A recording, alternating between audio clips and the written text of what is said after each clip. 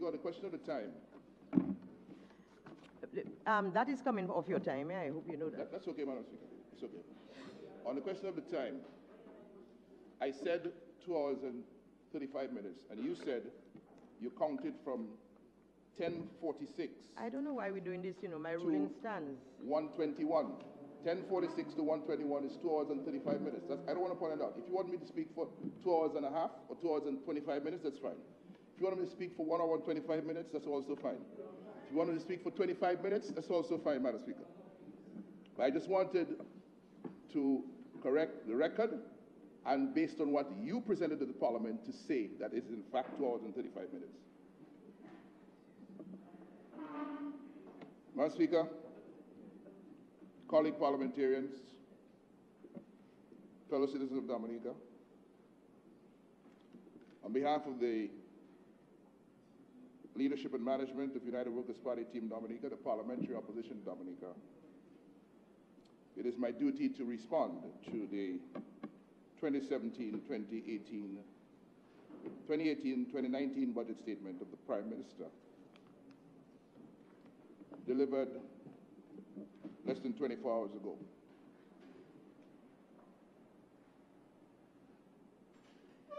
Madam Speaker, let me first of all congratulate you and whoever else is responsible for the lovely flowers at this sitting of the Parliament.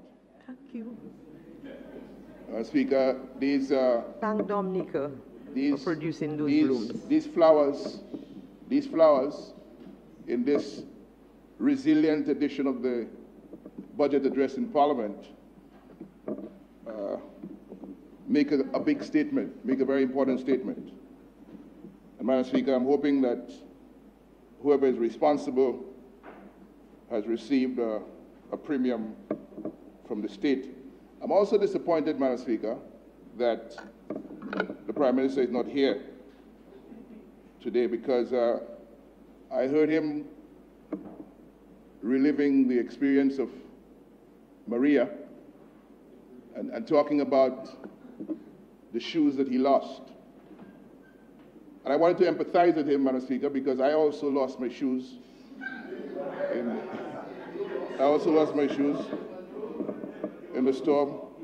So not only was the Prime Minister and myself in the same environment roofless, we were also shoeless. And I was reduced, Madam Speaker. I was reduced, Madam Speaker, to the good graces of my son, who allowed me to use his church shoes since Maria. Fortunately, they were safe under his bed. But one of the reasons I wanted the Prime Minister to be here this morning, Madam Speaker, is because I have a new pair of shoes. I have a new shoes, and I wanted to show it to him, because this is my new resilient shoes, available from resilientsulekatwavai.com. Madam Speaker, as I said last year, this new normal, this limitation of time to respond to a budget statement, which has been prepared over months with input from endless numbers of public officers under the watch of the largest cabinet in the OECS, is a confirmation of the hostility of Parliament, of this government to Parliament's oversight responsibility for finances, public finances, and that has become the modus operandi. In response to its 18-year record of consistently achieving the worst economic performance results in the Eastern Caribbean Currency Union, we stand on our commitment. 1 second, please. I'm hoping, too, that members refrain from making comments or sides while the leader of the opposition is making his presentation. Can we have a little decorum and quiet, please? Thank you, Madam Speaker.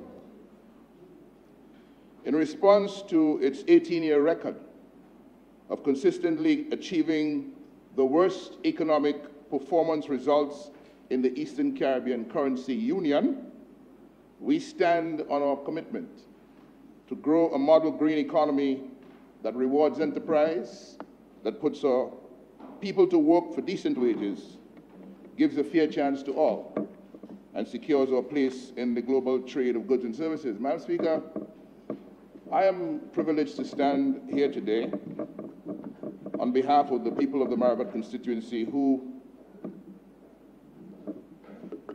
asked me with their votes to be here on their behalf. And in that constituency, Madam Speaker, it's our vision to become a self-sufficient, full employment eco-city, modern education, health, sporting and recreational facilities. We simply want a road network that effectively connects the residential, the commercial, the agricultural, tourist and recreational areas. We want first world water and sanitation services, 100% energy requirements coming from wind and solar, and a minimum 4G platform for world-class IT functionality. For well over a decade, the people of Marigot have been expecting to see adequate resources budgeted for the road network, for housing, for health, small business, and village economy priorities for one of the most progressive and productive communities in this country.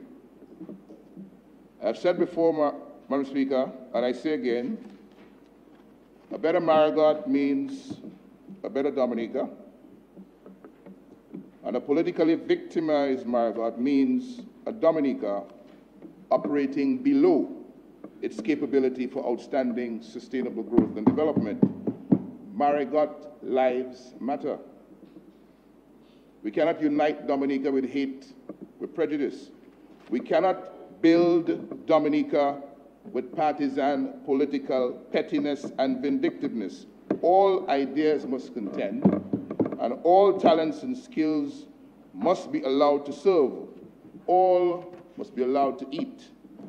In last year's budget, Madam Speaker, an amount of $18.8 million was provided over 2 years for construction of the new Marigot Hospital, $14.1 million by way of a grant from the government and people of Mexico, and $4.7 million from local funds.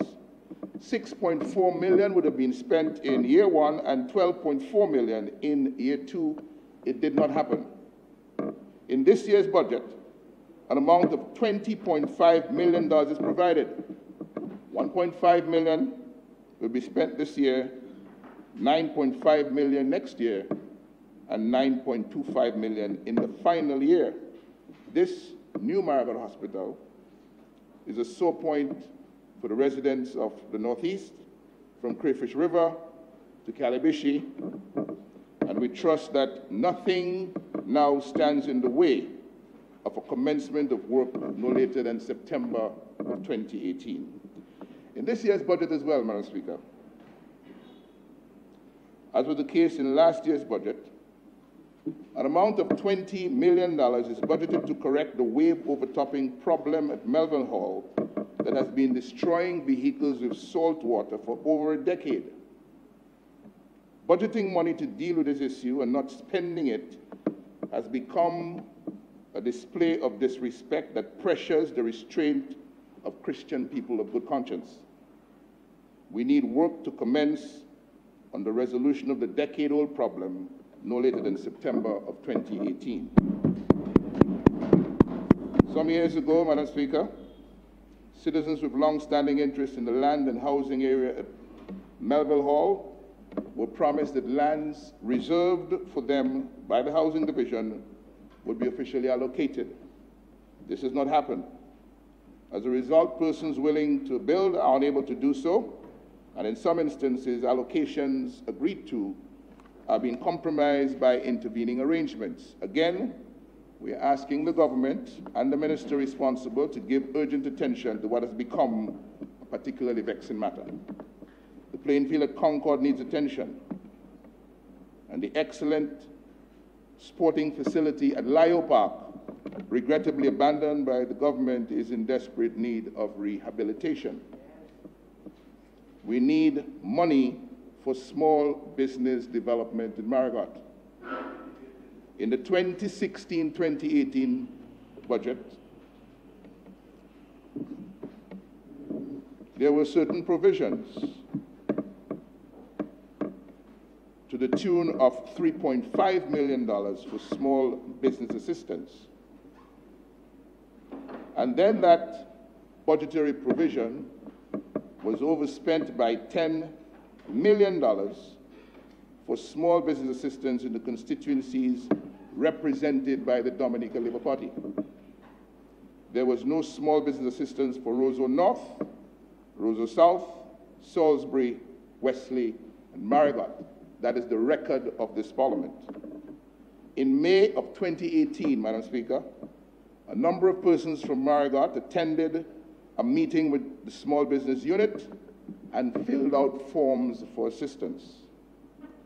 Those who had bank account numbers were told that the assistance would be available within 2 weeks. The people of Marigot are still waiting. The story that has surfaced is that they should wait until this budget. But when it became necessary for the Labour Party to overspend the budget by $10 million for small business assistance in 2016-2017, that was not a consideration. An amount of $3 million is in this year's budget for small business development. And, Madam Speaker, it is only reasonable to request that the entire amount goes to small business operators in Roseau North, Roseau South, Salisbury, Wesley, and Marigot. A few months ago, government's roadside cleaning program finally arrived in Marigot. The village council has also received $1.5 million belonging to the people of Dominica for housing and recovery assistance to 148 persons. The government check to the lawfully constituted local government authority for Marigot was handed to the chairman of the village council by an operative of the Dominica Labour Party who stated as follows, quote, "At this time, I have within my hand a check of $1.5 million to assist us in Marigot. And I want to say thank you again for your patience, and I would like to present it on behalf of the Prime Minister, Minister of Finance, and the Dominica Labour Party to the Marigot Village Council to assist us in the rebuilding of our homes." I say no more.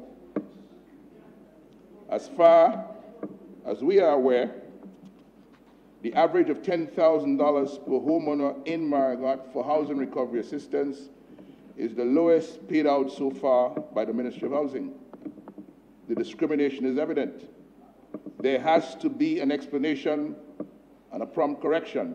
Hundreds of homeowners in Marigot are still waiting for their share of the housing recovery assistance, which a few months ago was coming soon. Madam Speaker, 10 years after his last official visit to Marigot, on the occasion of an inauguration of the village council there, the Prime Minister has now delivered on a promise that government would fix the Fine Grass Road.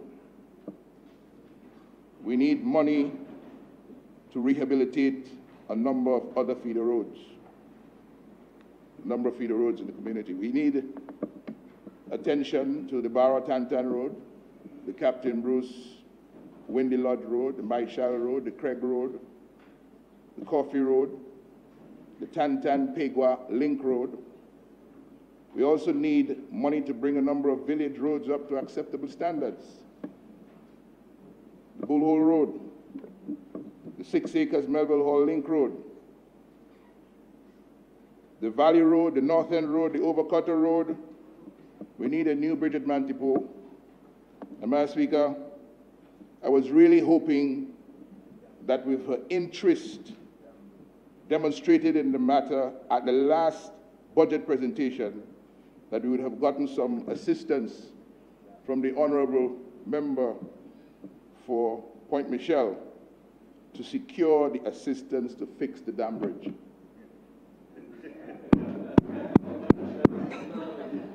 Point of order, the honorable member for Michelle is not a minister. In April 2017, the International Monetary Fund concluded consideration of its Article 4 consultation with Dominica. Under Article 4 of its Articles of Agreement, the IMF has a mandate to exercise surveillance over the economic, financial, and exchange rate policies of its members in order to ensure the effective operation of the international monetary system. The IMF's appraisal of such policies involves a comprehensive analysis of the general economic situation and policy strategy of each member country. IMF economists visit the member country, usually once a year, to collect and analyze data and hold discussions with government and central bank officials. Upon its return, the staff submits a report to the IMF's executive board for discussion. The views are subsequently summarized and transmitted to the country authorities. The 2017 Article 4 discussions ended on March 21st, 2017, and the report was completed on April 27th, 2017. The government of Dominica only agreed to publication of the report on December 20th, 2017, 8 months later. On June 18th, 2018, the Executive Board of the International Monetary Fund concluded the consideration of its 2018 Article 4 consultation with Dominica. The authorities in Dominica have not yet consented to publication of the staff report and the related press release.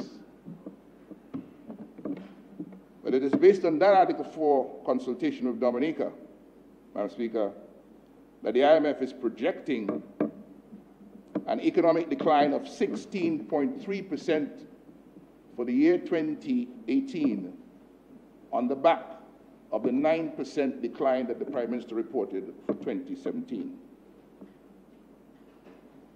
For 18 long years, through budget after budget, this administration has spent more and more of the people's money on making people poorer, destroying their quality of life, and rendering them more and more incapable of making their own money, being their own people, taking care of their families and living lives of dignity. Indeed, the most disgraceful performance record of this administration is the more money it receives to develop the country and help the people, the worse off the people become. Year after year, we have called out the enduring obsession with the same old failed policies of exclusion, secrecy, and petty political partisanship that have made a complete mockery of the parliamentary oversight responsibility for preparation of the national budget and the management of public finances. We have asked for the involvement of the parliamentary opposition at stages in the budget preparation cycle where it can meaningfully contribute to the annual revenue and expenditure planning exercise. In 2015, in 2016, in 2017, the budget response of the parliamentary opposition went to great lengths to demonstrate why the budgets of those years and the budgets of the 15 previous years lacked credibility. We made the case that these Labour Party budgets are not the products of an effectively anchored bipartisan parliamentary mechanism to decide on and fund the growth and development priorities of Dominica. We advised against the dangers of driving Dominica Labour Party paramountcy to supersede the authority of our nation's highest decision-making for partisan purposes, like having Parliament routinely rubber stamp approval of budgets that are not designed to and therefore cannot serve as tools to deliver the growth and development fundamentals of the Commonwealth of Dominica. The pretense is that while we have been talking, no one has been hearing. For 3 straight years, we have come to this Parliament with constructive proposals for improving the budget formulation process.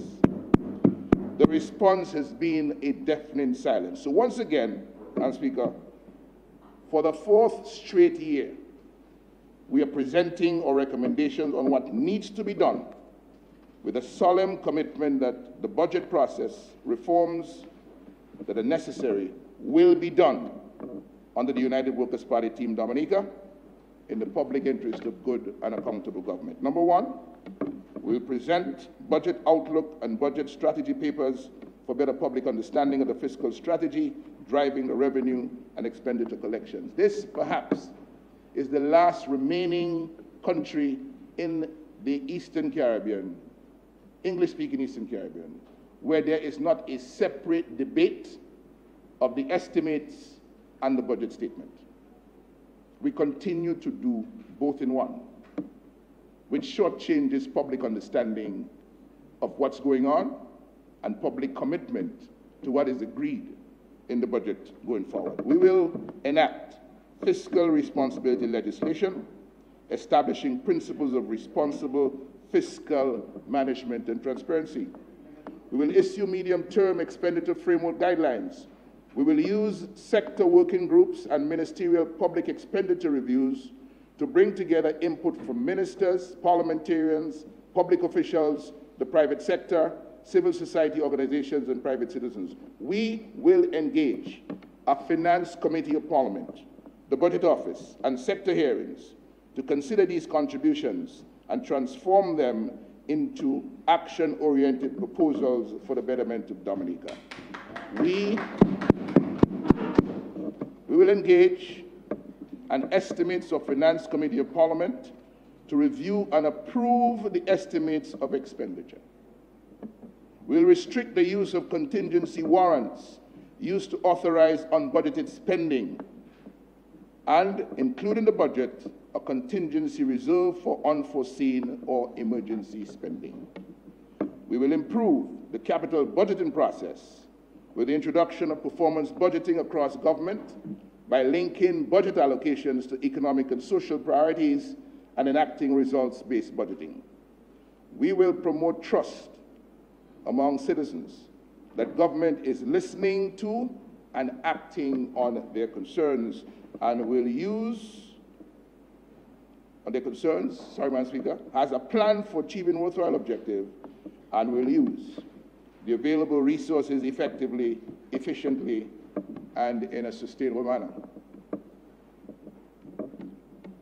We state again that under the watch of a United Workers' Party government, once Parliament approves the budget, allocations will be effectively implemented by the ministries and agencies of government to secure the intended development benefits. Revenue collection and spending, as authorized in the budget, will be subject to proper oversight throughout the year by a properly empowered Public Accounts Committee, the Audit Department, the Budget Office, and line ministries as appropriate. We will amend the relevant standing orders of this House to ensure that the work of the Public Accounts Committee is released from exclusive dependence on reports from the Director of Audit, and will not be frustrated by the obstructionist behavior of public officers waving off routine information requests with politically motivated legal opinions. The Public Accounts Committee will no longer be condemned to oversight of history, while live revenue and expenditure performance goes unchecked. A UWP government will discontinue the practice of silence on implementation of budget allocations after approval by Parliament.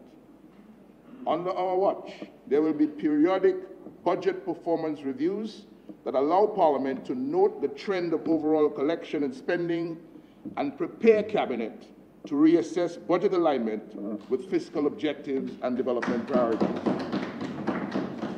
We will have budget execution reports, including in-year and audited year-end reports designed to yield useful improvement messages on performance and value for money.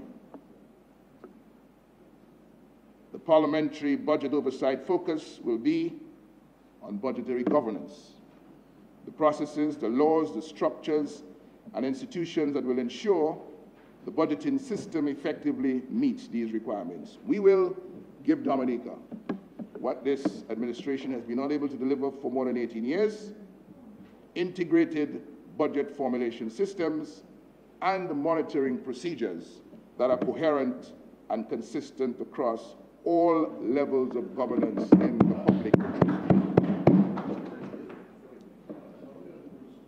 That said, Madam Speaker, we question the trustworthiness of the 2018-2019 estimates that inform the budget statement. Some important numbers are missing, some don't add up, and some simply don't make sense. Number one, the overall summary of revenue and expenditure with 3-year estimates announced at page 1 in the table of contents is missing from this 429-page document. It's missing. This is the collective responsibility of 18 ministers of government and their support staff. Where is page 1? Or you didn't know it's not there? You didn't know page 1 of 429 pages is missing, so you didn't read the estimates then? It appears, Madam Speaker, that none of the 18 ministers of government in this House were able to read the draft well enough to detect this major omission before it was circulated. Number two, Madam Speaker. In the medium-term public sector investment program for 2021, under project ID 1948 at page 14, we find the World Bank-funded Dominica Housing Recovery Project. 2 loan amounts, each of $13,584,500, will be spent in 2019-2020 and 2020-2021 for a total of $27,169,000. Then there is grant funding of $13,770,000 in 2018-2019, $20,165,500 in 2019-2020, and $17,465,500 in 2020-2021, for a total in grant funds of $51,401,000. When we add, Madam Speaker, the loan and the grant portions of the package, we arrive at a total of $78,570,000.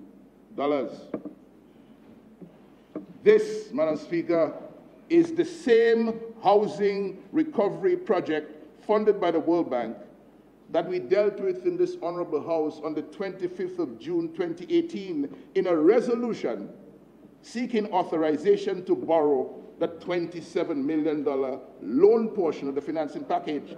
That resolution, Madam Speaker, erroneously stated the total financing package as $18,228,571 instead of $108 million.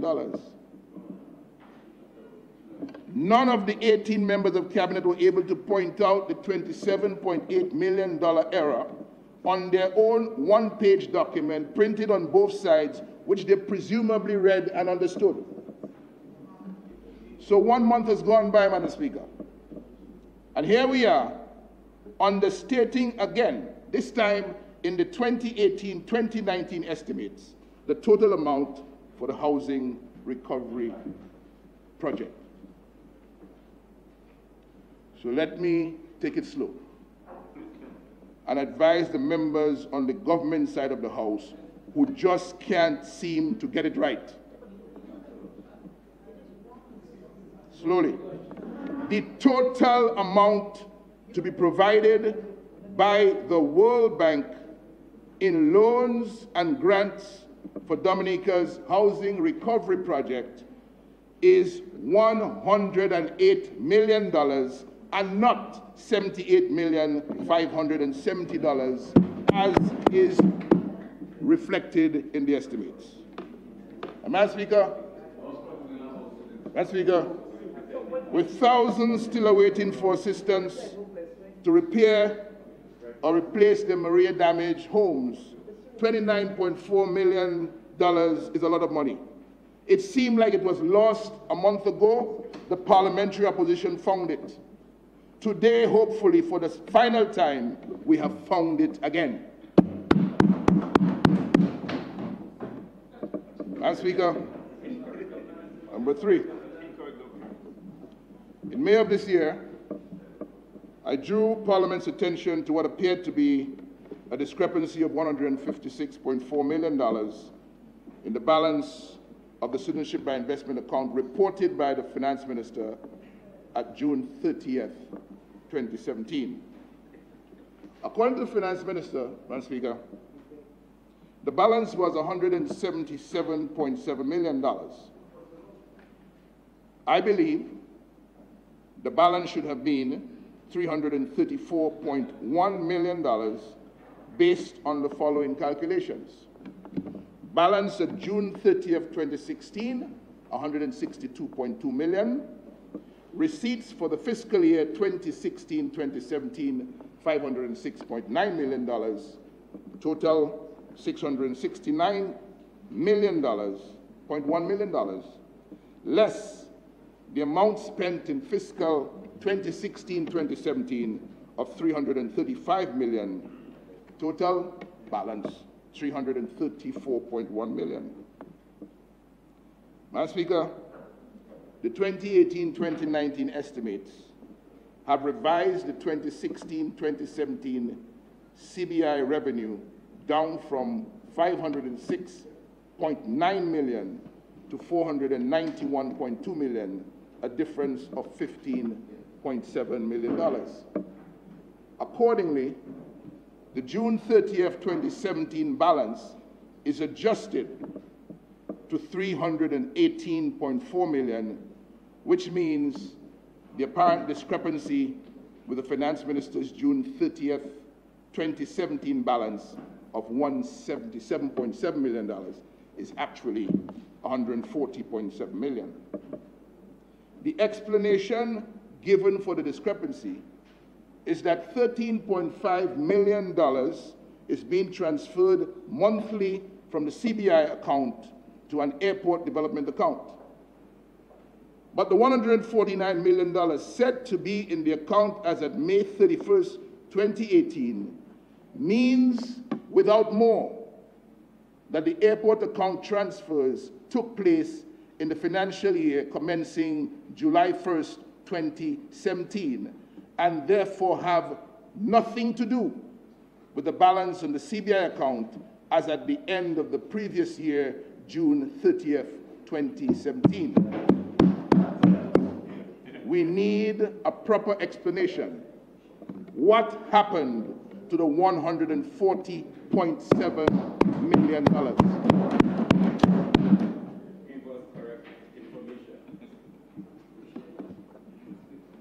Madam Speaker. Fourthly, Madam Speaker, in terms of the reasons why we don't trust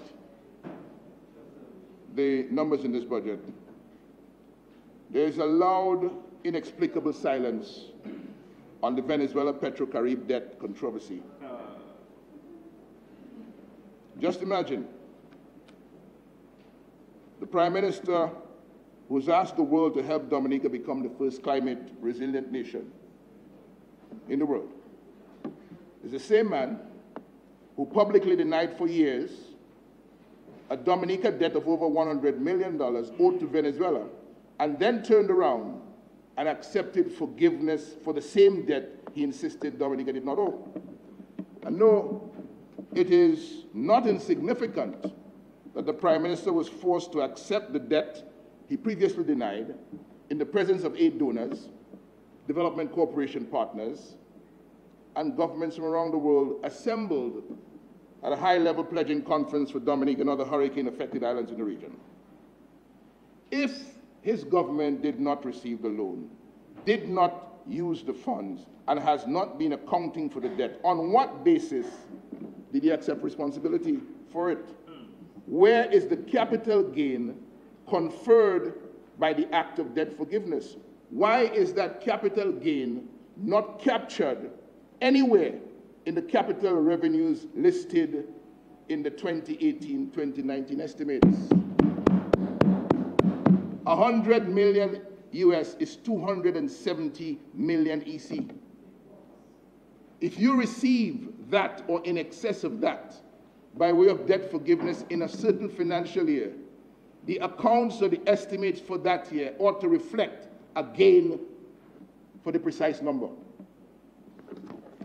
We asked at the time of the debt cancellation and subsequently in this Parliament in May 2017 for a full accounting of the more than 100 million US dollars the Prime Minister now accepts Dominica owes the Venezuelans.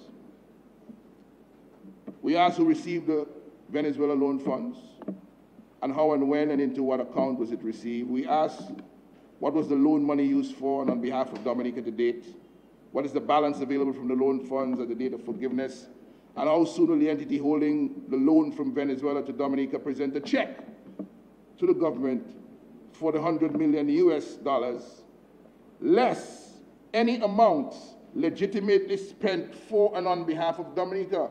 We are still waiting for satisfactory answers. The Petro-Carib Energy Corporation Agreement with the government of Venezuela was signed on the 29th of June 2005 in Puerto La Cruz, Venezuela, by 14 Caribbean leaders, including the Prime Minister of Dominica. Under this agreement, Venezuela commits to providing credit facilities to Caribbean countries from their purchase of Venezuelan petroleum products. Section 4.2 of the agreement provides for credit facility. It will come from retaining 40% of the invoice price of petroleum products supplied to Dominica. It will be repaid over 25 years with a 2-year grace period and interest of 1%. According to the 2008 report of the Director of Audit on the public accounts, quote, the government of Dominica is responsible for all fuel invoiced to the Dominica National Petroleum Company Limited, a wholly owned company of the government of Dominica. It continues, while consignments of fuel shipped from Venezuela under Petro-Carib agreement are invoiced to the government of Dominica through the wholly owned company, such fuel is received by and is in the custody of PDVSA Limited. This company is a joint venture between PDVSA of Venezuela and the Dominica National Petroleum Company Limited. PDVSA Dominica has a fuel supply agreement with Dominica Electricity Services Limited, their main customer, and also sells fuel to other customers.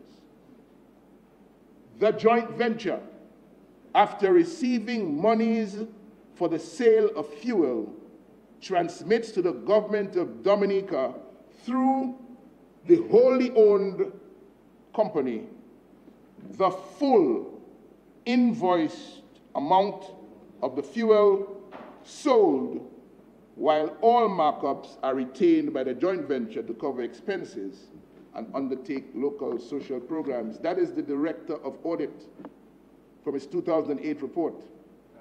It goes on, and I quote, the audit can reveal that transactions of the Dominican National Petroleum Company Limited are being conducted through National Bank of Dominica deposit account number 615000086. A thorough review of the statements confirm that the bank balance at May 31st, 2009 was EC $22,658,063.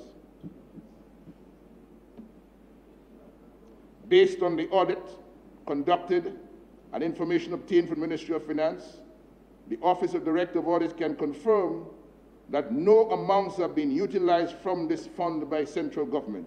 Furthermore, the Director of Audit was advised by officials of the Ministry of Finance that discussions are ongoing to finalize the terms and conditions for the utilization of the funds.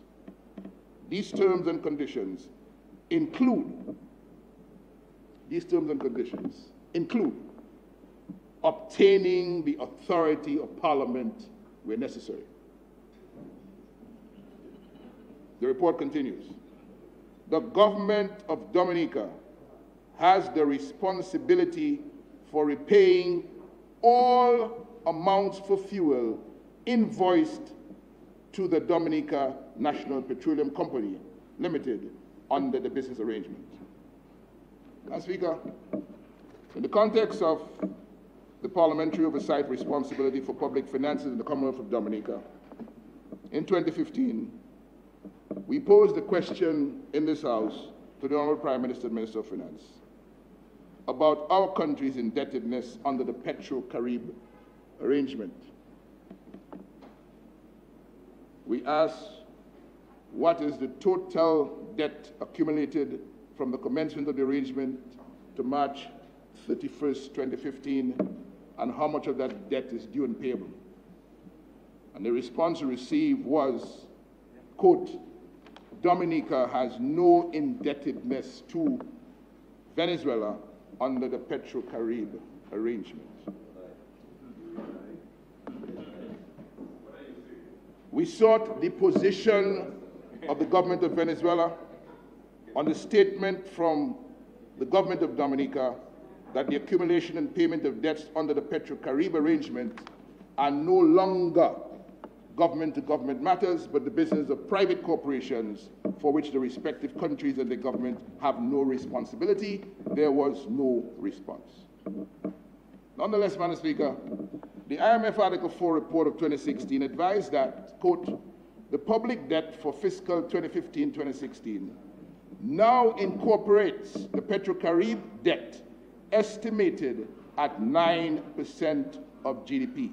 The estimation is based on Petro-Carib loan agreement.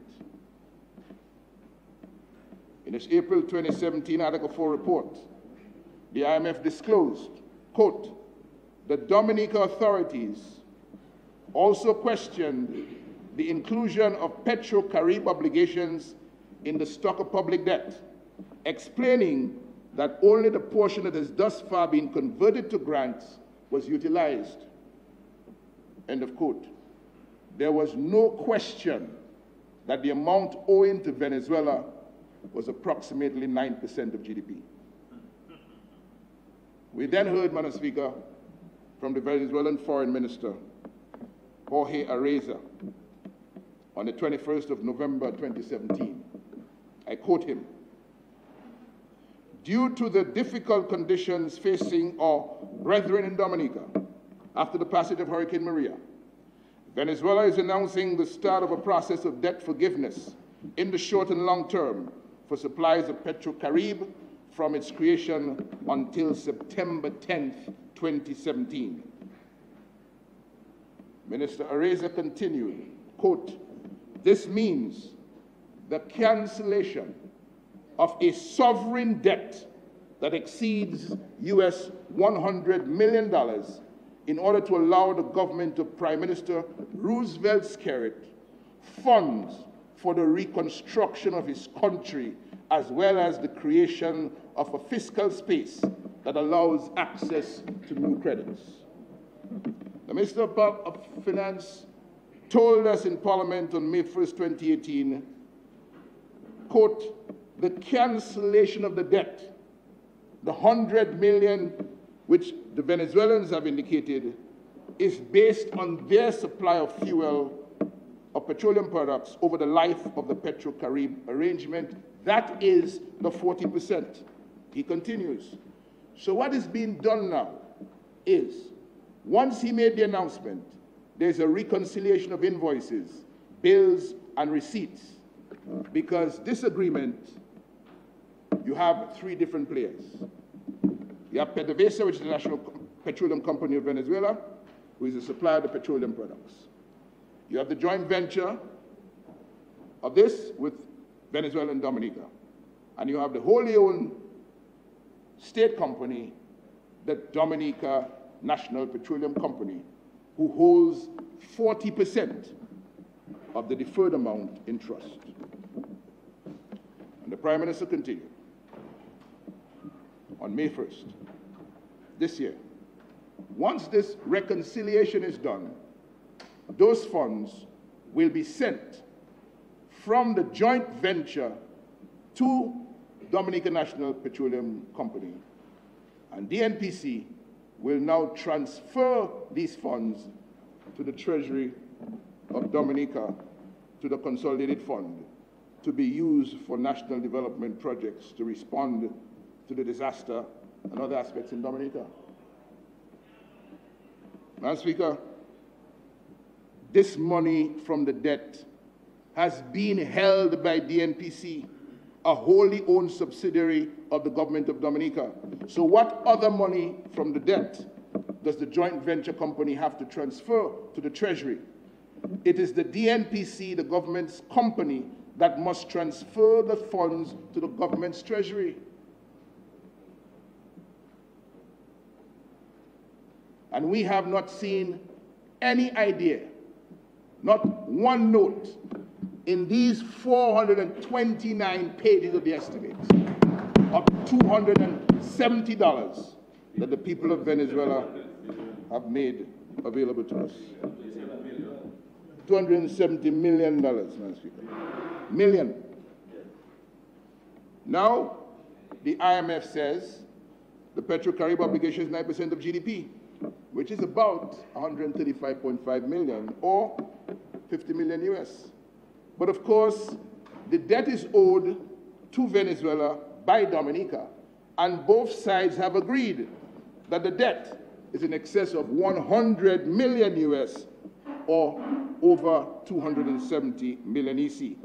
Madam Speaker, the struggling people of Venezuela and the hurricane-affected people of Dominica, whom the Venezuelans have made a huge sacrifice to help, simply want to know, where is the money?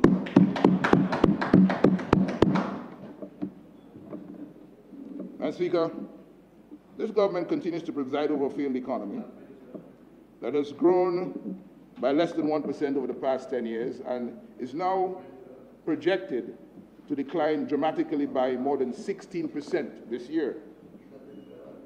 An economic situation that continues to worsen, despite the fact that the DLP regime has had at its disposal the greatest amount of revenue available to a government in the history of Dominica. However, along with the proposals of half measures in the budget and a misunderstanding of how to generate growth, the economy continues to suffer. The end result is a country unable to provide jobs for its people, increased poverty, larger number of people seeking government handouts, and a pervading sense of despair across our beautiful island. In order for this economy to begin to address the needs of its populace, there must be economic growth of 5 to 7%, something not seen over 18 years of DLP rule, and which we're not likely to see under the DLP watch.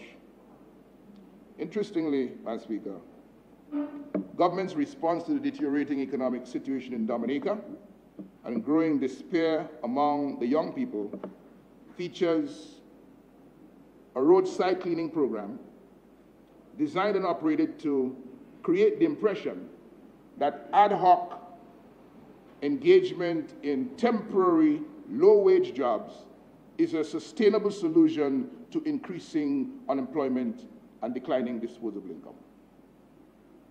A community maintenance function, which was successfully carried out by the Public Works Department under previous administrations, has become the flagship of this government's employment creation interventions. At the same time of greatest need, for attention to the public infrastructure, government has dismantled the Public Works Department and destroyed the hundreds of sustainable jobs it could be supporting in road construction, repair and maintenance, bridge construction, repair and maintenance, building construction, repair and maintenance, civil, mechanical and electrical engineering, and renewable energy system development. The RCP provides temporary financial relief to some beneficiaries. There is no economic benefit to be derived from creating the illusion that temporary financial relief is sustainable employment. Sadly, Madam Speaker, prospects within the agriculture, manufacturing, services, and other sectors of the economy have all dried up due to government's neglect, incompetence, and its obsession with nurturing poverty and dependency as fruitful sources of votes to win elections. This cannot do government is unrelenting in its effort to convince the people of Dominica that this is the best we are ever going to get. They are bent on persuading citizens that the way to go is to settle for government handouts and accept remarkably insignificant GDP growth. The reality is we have been left way behind our regional partners without any chance of catching up as long as this regime continues to present budgets like the one before us today. Total revenues in this year's budget are estimated at $947.3 million. It consists of recurrent revenue, $789 million, local capital revenue of $5 million, loan funds in the amount of $23.4 million, grants, current grants in the amount of $4.1 million, and capital grant resources in the sum of $126 million. The total expenditure is $1.1 billion. It's a big budget. It's gonflé. And that $1.1 billion recurrent expenditure, inclusive of interest payments and debt amortization, amounting to $598.6 million, and capital expenditures of $454.3 million. The current account balance is projected at $287.7 million. The primary balance after grants is a deficit of $54.8 million. And this budget is forecasting an overall deficit of $105.6 million, equivalent, as we heard yesterday, to minus 4% of GDP. Speaker, the revenue didn't perform too badly. Bear in mind that we had Maria and so on. All the complaints about not receiving taxes and so on and things being bad. The projection for 2017-2018 was $365.4 million. The projected actual is $335.6 million, which is a reduction on the order of 8.2%, less than 10%, which is pretty good in the circumstances. This, Madam Speaker, is a budget in a cycle of stagnating tax revenues and uncertain non-tax revenues. It is also one of escalating expenditure, but not in investment spending, which can directly impact growth prospects. In addition, it highlights the mistake of continuing to rely almost exclusively on CBI revenues, a situation made worse by the fact that these inflows are not being channeled into more sustainable income streams. Not only is VAT stagnant, grant revenue continues to fall short of annual targets. In fiscal year 2016-2017, the plan was to secure grants in the amount of $101.4 million. We only picked up $33.4 million. For 2017-2018, the budget was revised down to $77.2 million. This was the Maria fiscal year. This was the year in which Dominica had the attention of a global community moved to assist us with post-disaster reconstruction. A time when we were telling the world, climate change has nothing to do with us, it has to do with you in the developed world. Therefore, we should not be forced into taking loans from the World Bank and other multilateral aid agencies to finance our reconstruction. We should be getting grants. Even so, we did not achieve the 2017-2018 grant funding target. We only did $71.8 million against the target of $77.2 million. And so, Madam Speaker, after all the talk, it does appear that the international community is at least a little hesitant to give direct budget support to this regime, quite likely on account of the kind of extra budgetary spending that we see and a failure to put in place common sense economic policies that will safeguard domestic revenue generation. The IMF is projecting that the Dominican economy will contract by over 16% in 2018. This is a remarkable disclosure, considering that the economy was devastated by Maria in 2017 and recorded a 9% reversal. In normal circumstances, the expectation is after a major shock to the economy, there will be some recovery from the extremely low level of growth in the year before. Sadly, we see average growth rates under 1% in the last 10 years, and the continuing plague that is visiting on the economy.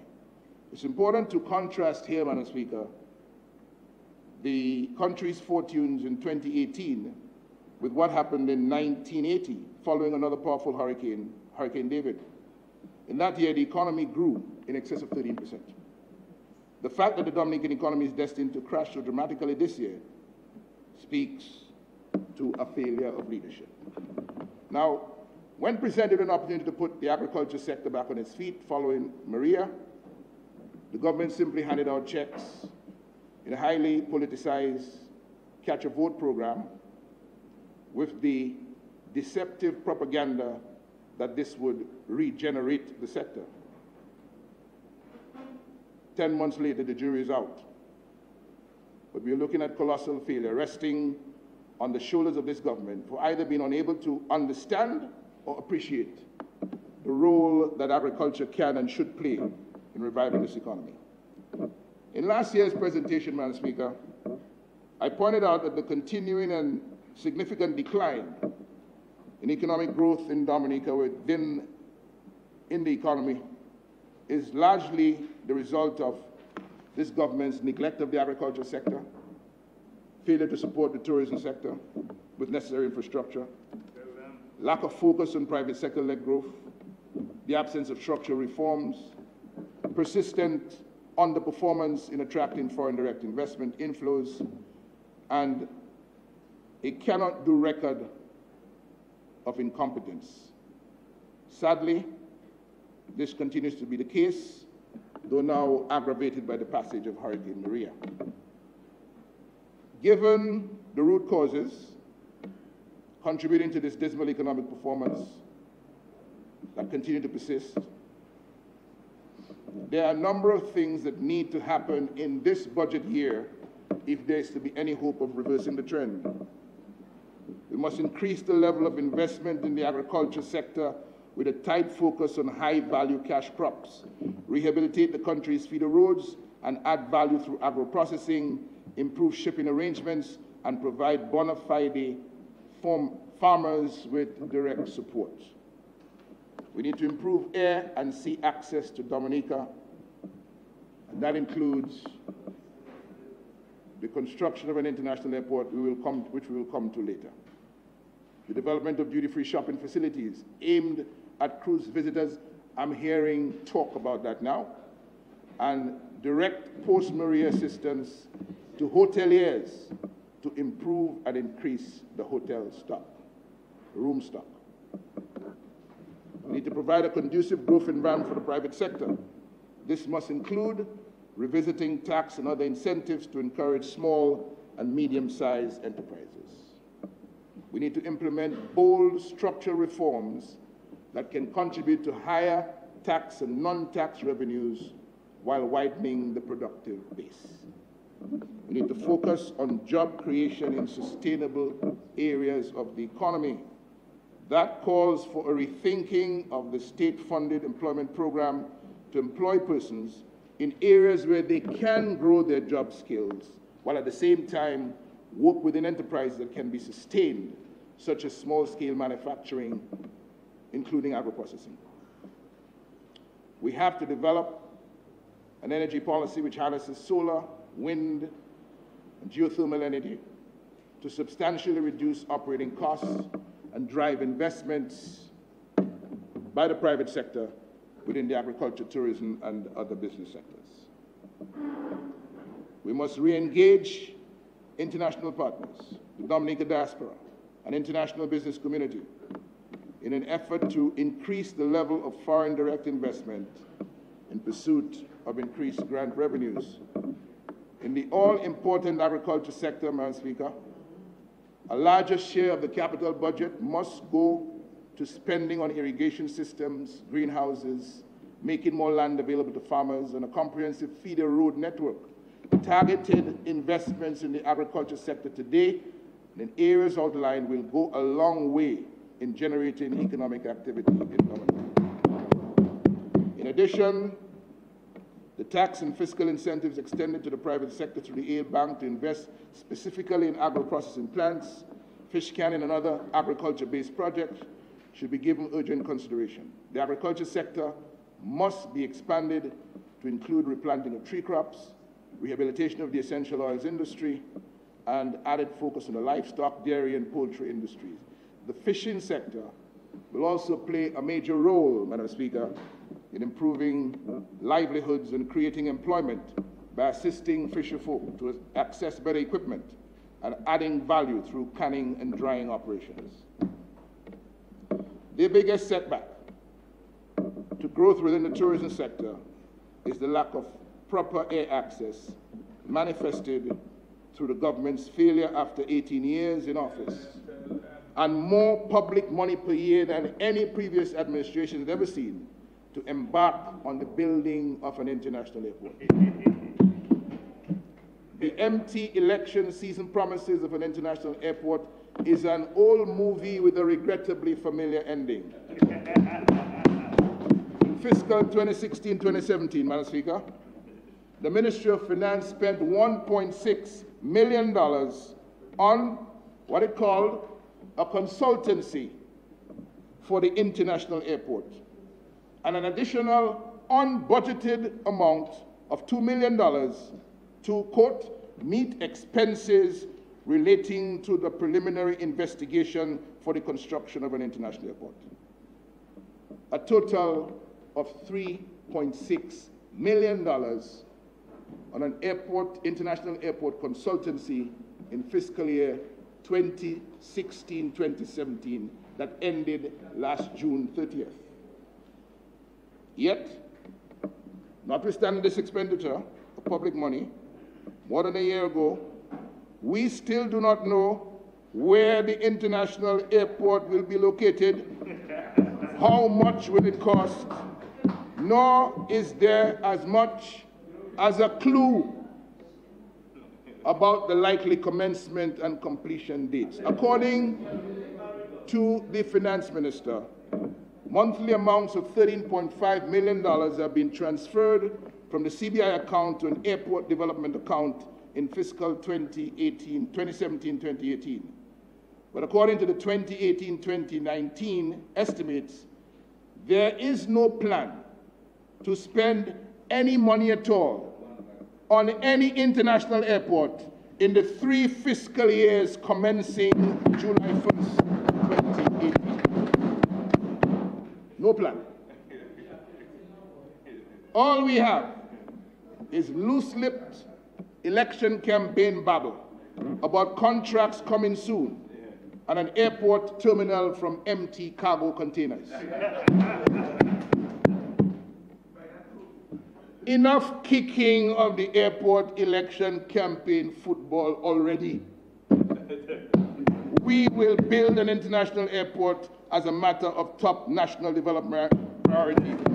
We started the process with a feasibility study and a detailed feasibility study, I'm reminded, thank you, and an environmental impact assessment, agreement on a comprehensive financing package, and the purchase of land in the most suitable location for the international airport terminal.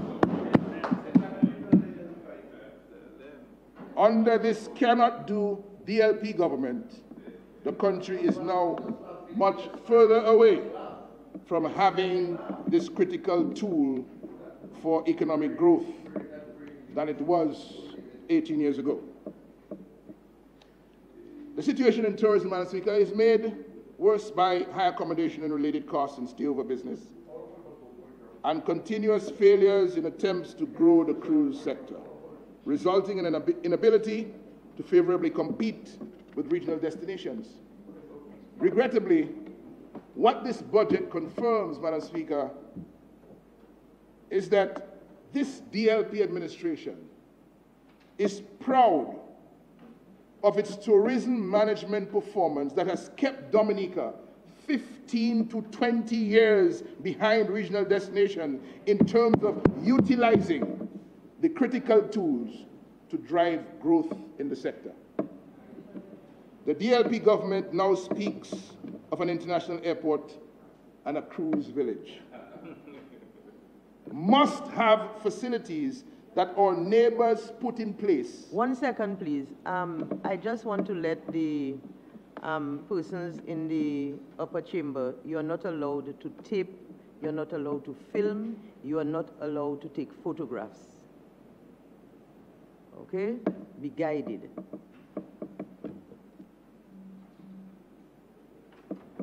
Thank you, Mr. Speaker. The DLP government now speaks of an international airport and a cruise village. Must have facilities that our neighbors put in place decades ago. In 2006, Dominica had 400,000 cruise ship passenger arrivals compared to just about 200,000 in St. Kitts. By 2016, thanks to the Port Zante Cruise Terminal and other product development initiatives, St. Kitts cruise product climbed to over 1 million passengers, while Dominica struggled below 400,000. In 10 years, while a sister country grew its product fivefold, the DLP condemned Dominica's cruise business to woeful stagnation. Cruise spending in St. Kitts is almost 6 times more than in Dominica, and St. Kitts has almost 1,000 more cruise sector jobs than Dominica. And somewhere I heard, with 18 ministers of government, that is just about the best that we can do. Madam Speaker, we will facilitate full rehabilitation of the Pre-Maria Hotel room stock and secure an increase of at least 25% within 3 years. We will drive occupancy levels up to an average of more than 75% by proper destination marketing in high-growth areas and removing the binding constraints of lack of access to financing and high operating cost. We will increase cruise traffic to over 1 million passengers within 3 years by ensuring world-class reception facilities on arrival. Madam Speaker, I ask you all to keep quiet, you don't listen to her. World-class reception facilities on arrival, modern duty-free shopping, passenger-friendly site development, and superior service as defining characteristics of the Nature Island experience. We will undertake strategic reviews of our music and special event festivals with a view to broadening the appeal and making them bigger revenue earners, thus strengthening the sector. We, in the United Workers' Party, Madam Speaker, are of the firm view that the private sector should be strengthened in order to lead the way in job creation. We must break the cycle of joblessness and poverty, which continues to plague our beautiful country. For this, there has to be increasing,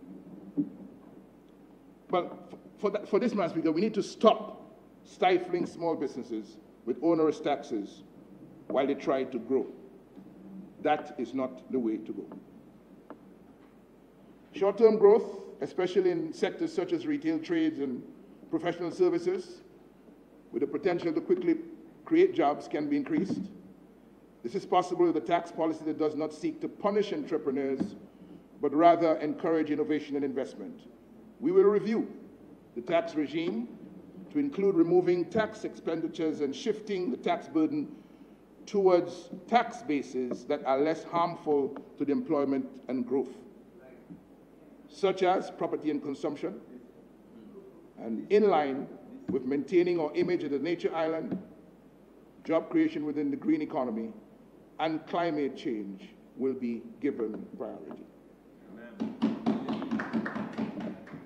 Madam Speaker, fiscal policy in this country must immediately focus on generating new and sustainable domestic revenue flows.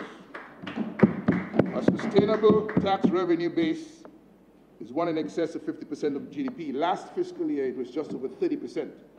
Dominica's current economic condition therefore calls for bold steps in promoting fiscal policies that can help to generate higher tax and non-tax revenues.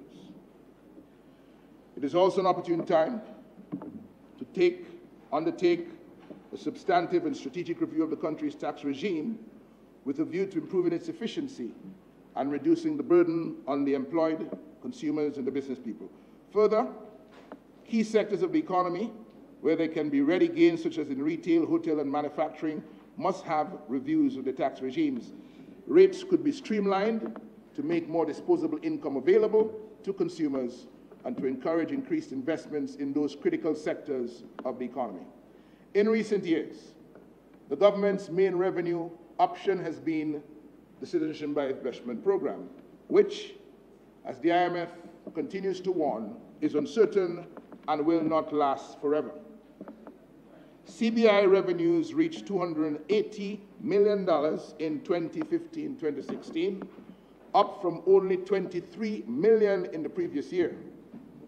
2016-2017 saw a record high of $491 million, followed by a fall-off of $191 million to $300 million in 2017-2018. This 40% decline year-on-year underlines the uncertainty of the CBI revenue stream, especially considering that the exclusive marketer of Dominica's CBI passports made over $50 million in commissions in 2016-2017 and would no doubt have loved to increase that payout in 2017-2018. Madam Speaker, the revenue base will be substantially increased by growing the economy, while at the same time streamlining import and other customs duties. In the view of the construction boom following Hurricane Maria, duty-free concessions on building materials must be extended to enable a quicker and more resilient rebuilding of the country's housing stock. Duties foregone on the building materials will be recouped in higher VAT and other tax revenues as a direct spin-off of the construction boom. Dominica is at the epicenter of the ongoing debate regarding climate change issues. This therefore provides a unique opportunity to develop fundable projects which can then benefit from funding from the international community.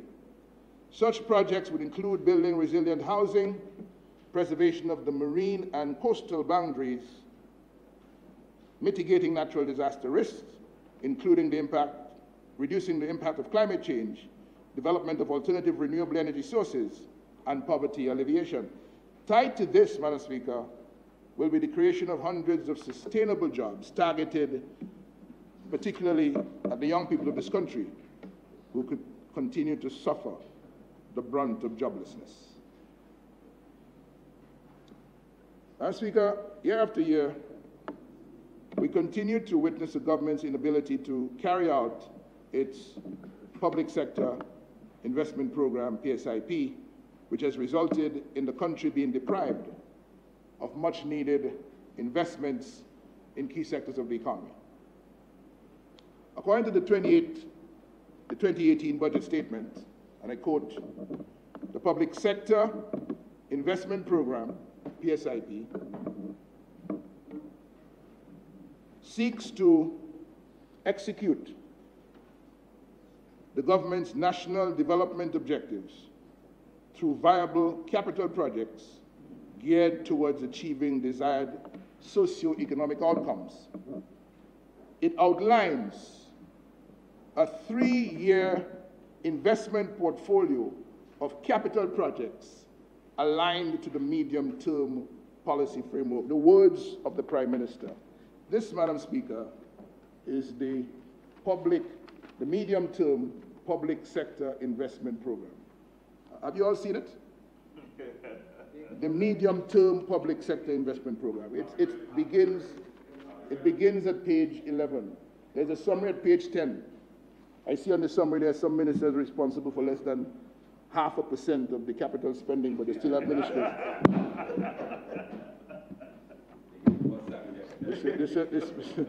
They spend a whole year managing less than 0.5%, Madam Speaker, of the capital budget, but they're ministers of government. They're in the cabinet, and they're working. They're working, Madam Speaker.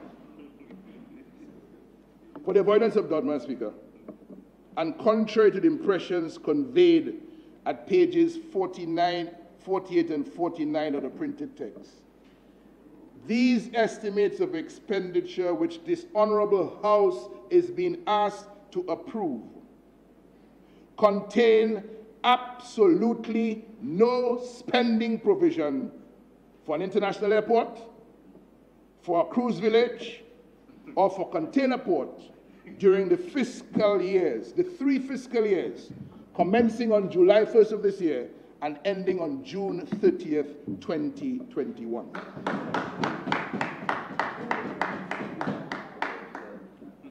No country can thrive without an adequate buildup of capital. Immediate steps need to be taken to speed up the pace of implementations and to provide the vital building blocks for this economy. To begin, there needs to be strict monitoring of all projects. Accordingly, we need a special projects team that will be charged with overseeing project tendering.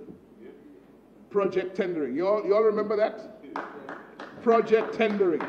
All we hear these days, in the days of the existence of a law, the Procurement Act of Dominica, all we hear these days is that one man has awarded a contract for this and a contract for that.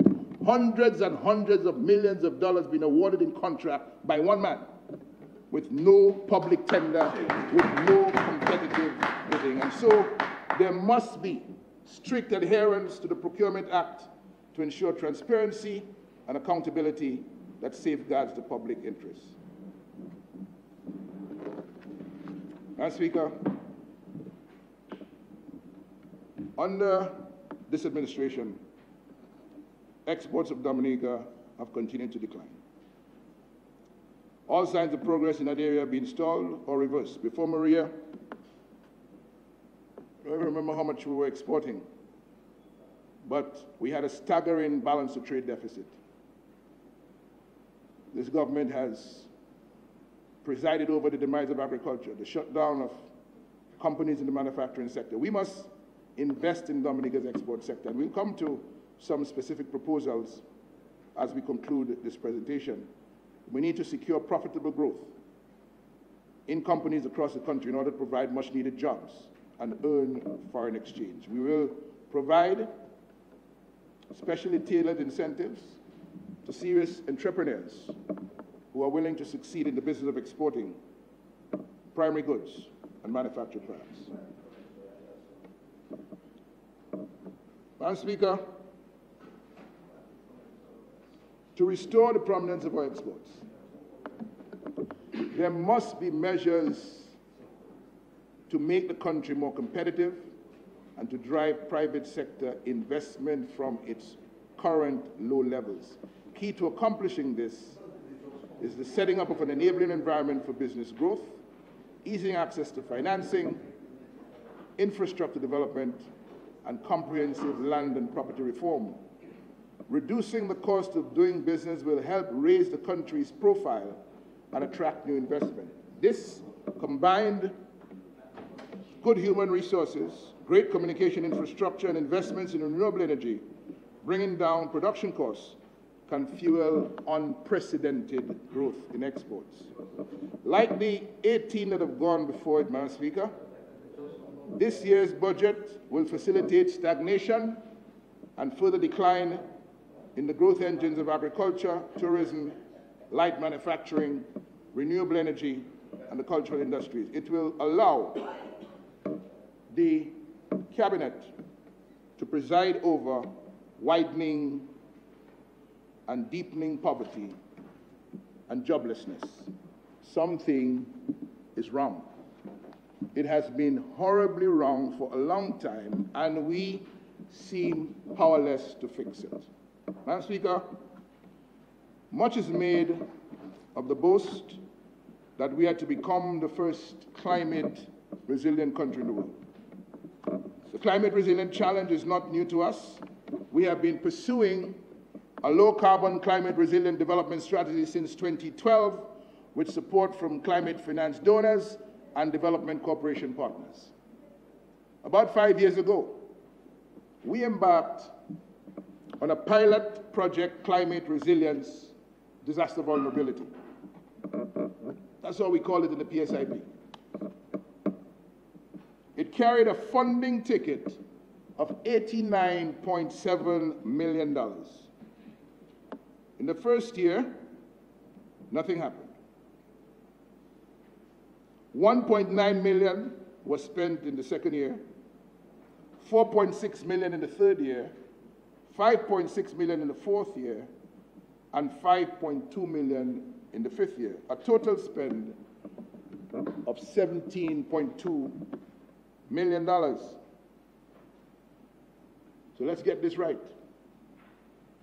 It took 5 years to spend less than 20% of the money needed for a climate-resilient pilot project on disaster vulnerability. I mean, really?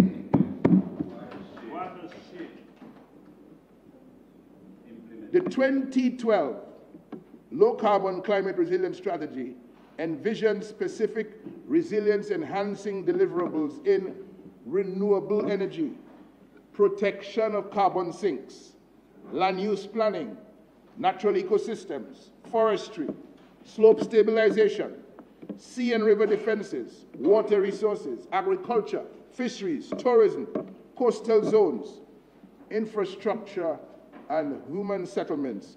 Over $100 million of climate change donor money was available. What exactly did we achieve?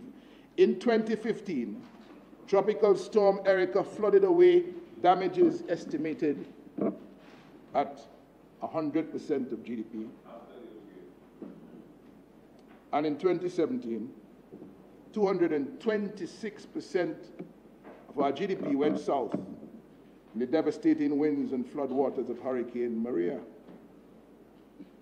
Madam Speaker, through you, how much of the damage visited on Dominica in those two disasters was the result of things that had to be done that were not done?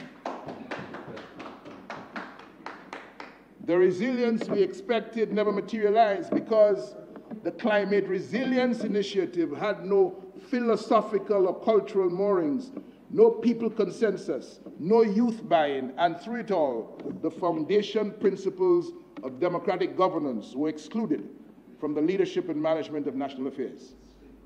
In fact, Madam Speaker, the vast majority of climate resilient measures proposed in the low carbon climate resilience strategy have not been implemented and are not catered for in this budget. The budget gives a vague definition of resiliency with no mention of its cultural and traditional aspects. All we have, after all these years of failed policies and failed policy implementation, is a repetition of phrases and an attachment of words in what the finance minister calls, and I quote, the flowery rhetoric of resilience building.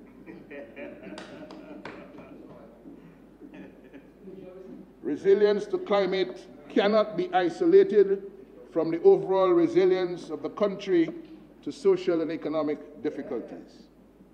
Manipulation of democracy, disharmony with the environment, disrespect for divine law, and governance failures. A resilient country means resilient people, united in purpose, working together, all for each and each for all, under resilient systems of democratic governance. Resilient people means people with resilient sources of food, clothing, resilient shelter, resilient means of livelihood. Resilient people are God-fearing, they're independent and empowered people who take individual responsibility for their well-being and progress and commit to collective responsibility for national development and the advancement of global civilization. Only climate-resilient Dominicans will create a climate-resilient Dominica. Green trees give us green forests. Climate-resilient Dominicans, climate-resilient Dominica. The United Workers' Party government, Madam Speaker, will focus on the skills, competencies, and capacities that characterize a climate-resilient Dominica. The tools that he or she must be armed with to withstand and or bounce back when the misfortunes of climate strike. The defensive skills and competencies he or she should have to deal with natural disasters. The capabilities he or she will need to avert, indeed to help prevent, the looting on steroids observed post-Maria.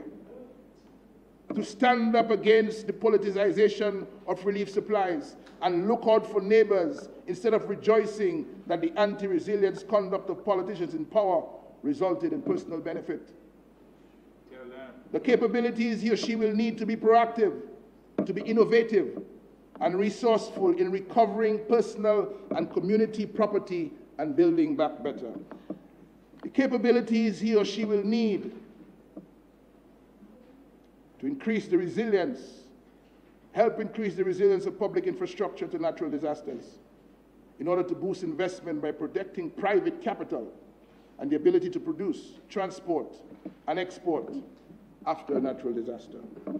We will bolster construction codes and revise zoning procedures to enhance the resilience of public and private infrastructure as a matter of top priority. The United Workers' Party will make Dominica resilient in every respect and every aspect, and we will shift our people from personal ambition to the resiliency of a larger nature island vision in the course of becoming the best place to live, the best place to work, and the best place to enjoy life. Madam Speaker, just listen and learn. Just in case there is any post-disaster illusion before Maria, we were. Before Maria, we were.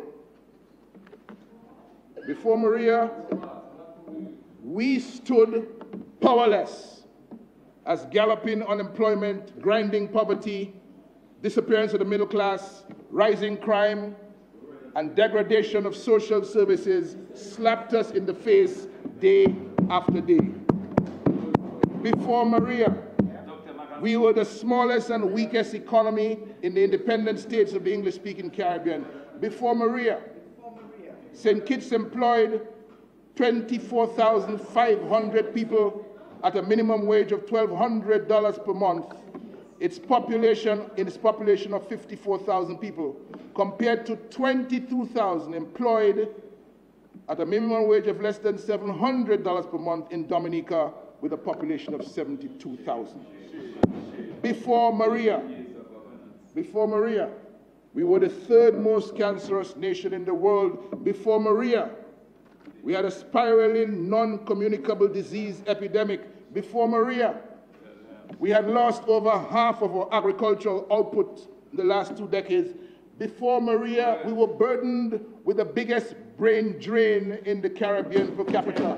Before Maria, government could not facilitate the private sector as the main engine of economic growth. It could not enhance the climate for doing business and creating jobs. Before Maria, we depended a lot. We deposited a lot of money in the banks, but could not convince the bank to lend enough money from those deposits for productive purposes. Before Maria, government could not diversify from traditional agriculture into non-traditional crops, promotion of exports, and increase in value added. Before Maria, government could not enhance the tourism product and increase its income earning capacity. Before Maria, government could not facilitate a reduction of energy costs so as to achieve a reduction of electricity tariffs and thereby secure an increase in the competitiveness and viability of business operations. Before Maria, there was no international airport and no cruise ship village for Maria to destroy. We had neither. Don't be Maria. Stop being Maria. On September 18th, 2017, Maria came. It tore into Dominica with devastating effect. Category 5 winds churned across the country for more than 3 hours as intense rainfall triggered flash floods and landslides. The economy and lives of citizens took a severe beating. As of November 8th, 2017, 30 persons had lost their lives, 26 identified and 4 unidentified. 34 were declared missing. 5,000 homes were destroyed, and over 20,000 suffered damages. Thousands were left to seek refuge overseas. A significant proportion of the labor force was left unemployed as an immediate consequence of Maria, with estimates that the decline in the production of goods and services may continue for years. The post-Maria needs assessment concluded that Hurricane Maria resulted in total damages of 2.5 billion EC dollars and losses of 1 billion EC, which amount to 226% of the 2016 gross domestic product, GDP. The identified recovery needs for reconstruction and resilience interventions, incorporating the principle of building back better, where possible, amount to 3.7 billion EC dollars. Without a doubt, Madam Speaker, the climb to resilient Dominica is steep, it will be long, it will be painful. We had lives to mend, people to shelter, bodies to feed, a broken society to heal, farms to replant, an economy to fix, roadways and bridges to rebuild, health, education, and utility services to restore, and so much more. How did we respond? Our brothers and sisters at home and abroad the international aid agencies and disaster relief organizations, the development cooperation partners, and the entire global family of countries, people, and governments represented by the United Nations rallied with empathy, purpose, and commitment to assist us in this time of severe humanitarian crisis. Again, we thank them all. We were blessed with courageous, dedicated efforts above and beyond the call of duty from patriots at home and abroad, as well as individuals and organizations from neighboring countries and distant lands to secure a new, improved Dominica. We make special mention of the government and people of China, the government and people of Venezuela, government and people of Cuba, the government and people of the United Kingdom, and all those who rallied to our assistance. We thank them all. Much has been accomplished, but much more remains to be done. And we, Madam Speaker, would have been much further along the recovery road if, instead of paying lip service to the truth that we cannot do it alone, government had, in the spirit of good democratic governance, allowed all ideas to contend and all hands to be on deck. Parliamentarians, representing over 40% of the electorate in a parliamentary democracy, were completely shut out of the state's relief, recovery, and reconstruction program, funded by the voluntary contributions and tax dollars from Dominica and the rest of the world. Parliament, the country's highest decision-making body, was completely sidelined to facilitate partisan vote-catching antics. No inclusiveness, no unity of purpose. Just one moment, please. You have to be careful about imputing improper motive, eh? You've gone there. Please stay away. Okay? Thank you, Madam Speaker. No inclusiveness, no unity of purpose.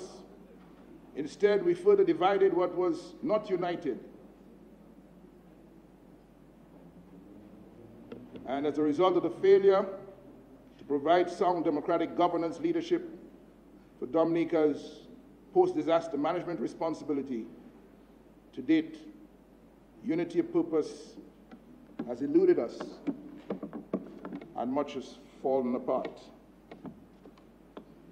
Food aid was not distributed fairly, equitably, and transparently to all citizens based on need and according to the levels of their need. In the past week, large quantities of relief supplies that expired either in containers at the port of entry or in the stores of the Office of Disaster Management were dumped. Relief supplies, livelihood restoration grants, and housing recovery assistance paid for by taxpayers at home and abroad were commandeered as the property of the Dominica Labour Party and distributed. I said to you that you cannot impute improper motive. This is what you are doing. That entire sentence, please withdraw it and move on. Withdrawn. Thousands of tons of relief supplies were backed up at the main port of entry while needy citizens struggled to find food. Leadership and management performance fell well short of the daily reports and promises painting a rosy picture. Thousands lost hope and left. The story, though, is how wonderfully well the government did. We even heard, Madam Speaker, a quote from economist Alan Greenspan, the former chairman of the United States Federal Reserve Board, which can be found in his book, The Age of Turbulence. According to the Prime Minister, Mr. Greenspan warns us that a government can take a country so far, so fast, that very soon the citizens forget how far they have come in how short a time and start demanding more than the government can reasonably or possibly deliver. Mr. Greenspan, of course, is operating in the frame of reference of the United States of America.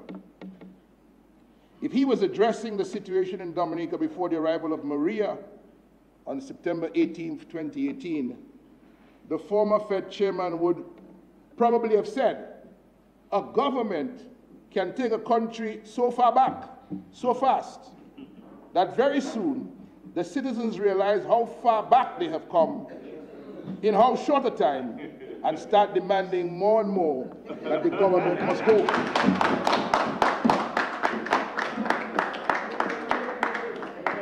So, Madam Speaker, Maria didn't change us. It exposed us for who we are and highlighted the wrongs that masquerade as right in our seemingly impossible struggle to get it right as time goes by. This is the watershed. A point in the journey when two different visions of our life and times compete for the imagination and agreement of the people of Dominica. Two different narratives about who we are, who we should be, and how we free ourselves from the entanglement of wrongs that keep us going nowhere fast. Fortunately, Madam Speaker, there is nothing wrong about us that cannot be fixed by what is right about us. So who are we really? Who are we? We are citizens of Dominica, a country born to shine as the nature island of the world, the Isle of Beauty, the Isle of Splendor, with rivers, with valleys, with hills and mountains, with healthy lands, pastures green, and flowers of beauty. We are. Order, please, order, please. I'm very surprised that they're not listening to you. The Speaker has spoken.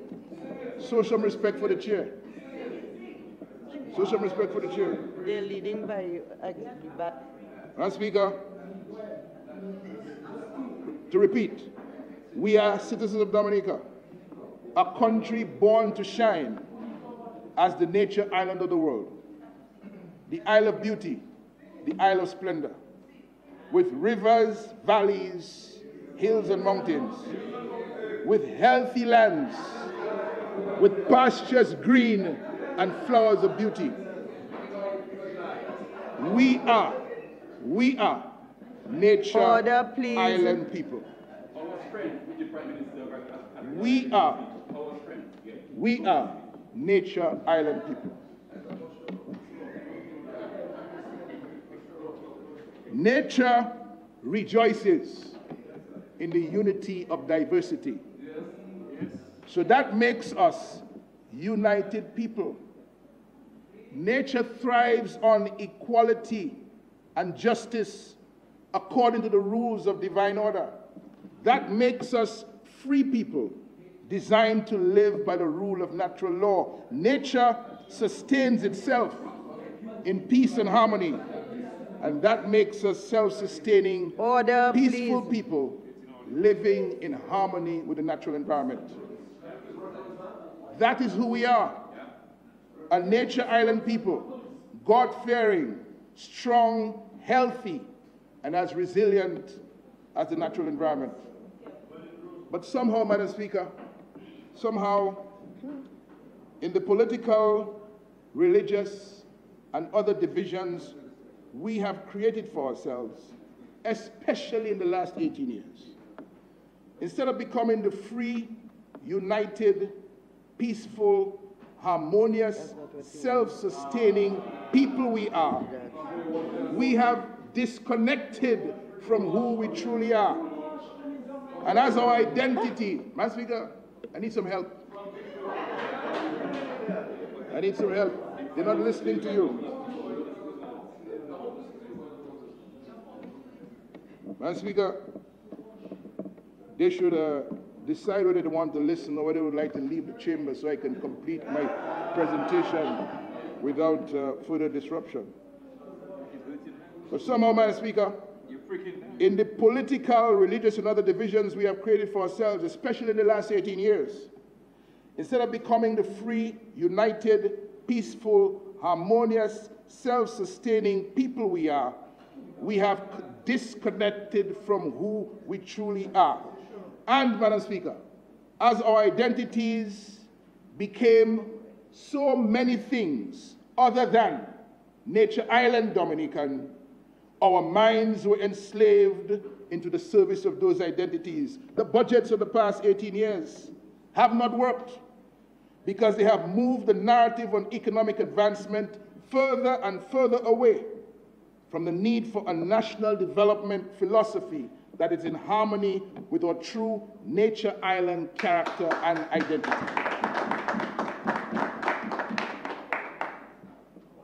This Nature Island development philosophy gives meaning and purpose to the agenda for change that will make Dominica the best place to live, the best place to work, and the best place to enjoy life.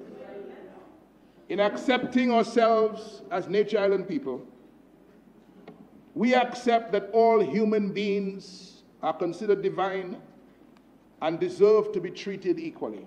We accept that nothing in nature lives for itself and living for others is a rule of nature. We accept the responsibility to take care of ourselves as much as possible in the quest for lives of peace, freedom, and human dignity.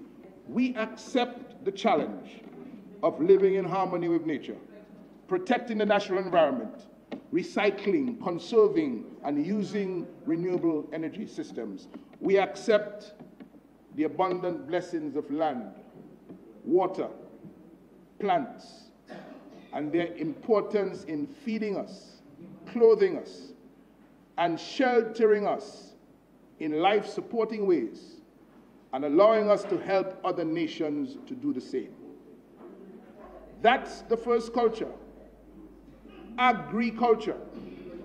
Not argue culture, agriculture. How do we feed, clothe, and shelter ourselves? And how do we fund our participation in global affairs and our integration with the family of mankind by helping others to feed, clothe, and shelter themselves? On the Nature Island, our plants on the land provide food and drink, as well as materials for clothing and shelter. The myriad shades of green, the flowers of beauty, model resilience, and decorate our lives. We breathe clean air. We drink clean water.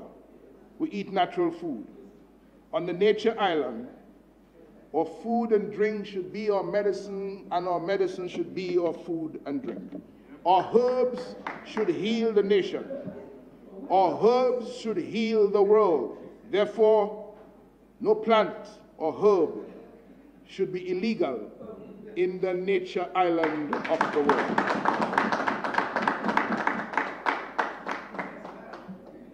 The Nature Island development philosophy offers the lovers of nature around the world a brand in the advancement of civilization that can identify with and support to succeed, especially in recognition of the fact that the true Nature Island of the world will automatically become the first climate resilient country in the world. This will be nature's safe haven of peace and tranquility in a troubled world that most human beings on planet Earth would want to visit. See Paris and die? No, absolutely not. Visit the Nature Island of the world and live.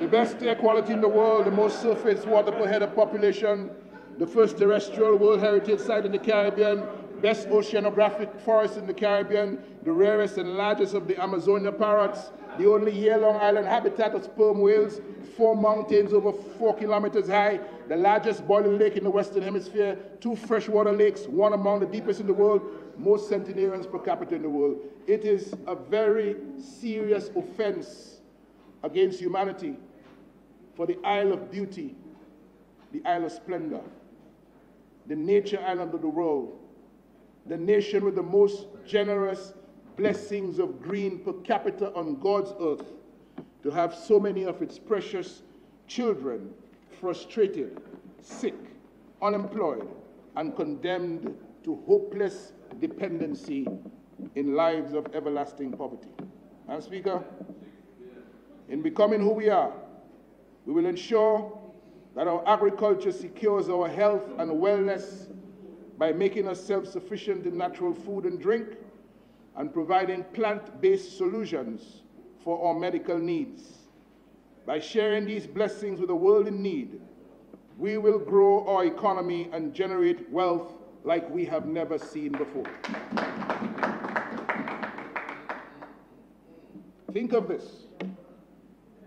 With 20,000 acres of fertile land, growing a well-planned, market-driven mix of bananas, plantains, coconuts, root tubers, coffee, cocoa, cashews, ginger, vanilla, cannabis, and nature island flowers, we set the stage to earn hundreds of millions of dollars annually from the export of these commodities and the health and wellness products that can be created and manufactured from them. Thousands of new sustainable jobs will be created, and equitable value chain participation for all stakeholders in the industries developed around our gift of nature island plants will ensure fair shares for the benefits of wealth creation for all.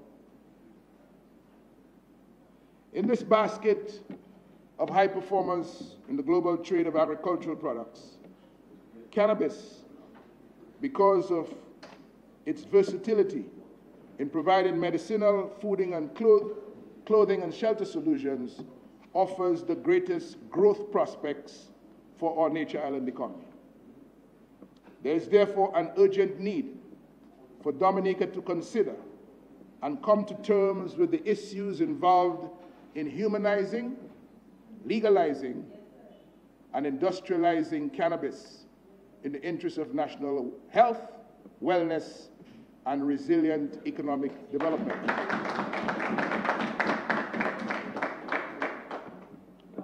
Madam Speaker, when we included medical marijuana in our 2014 manifesto, our social contract with the people of Dominica, as part of the plan to modernize and grow Dominica's vital agricultural sector, we were guided by growing legalization of cannabis and the economic potential of cannabis extracts, resolving unmet medical needs of patients worldwide. We subsequently participated in education programs organized by the Oracle Group, which broadened and strengthened our understanding. It also caused us to question, why is it that here in Dominica, we are not moving with greater speed and purpose to maximize the varied benefits of cannabis, which have been discussed for many years at meetings of the CARICOM heads of government and are now featured in the report of the CARICOM Commission on Cannabis presented to the CARICOM heads of government meeting earlier this month. Finally, after years of doing nothing to facilitate public discussion and stakeholder consultation, the Prime Minister tells us in this budget statement he wants to organize to talk. Quote, in this financial year, the government will engage stakeholders on issues relating to the use of marijuana in Dominica for medical purposes and possible decriminalization.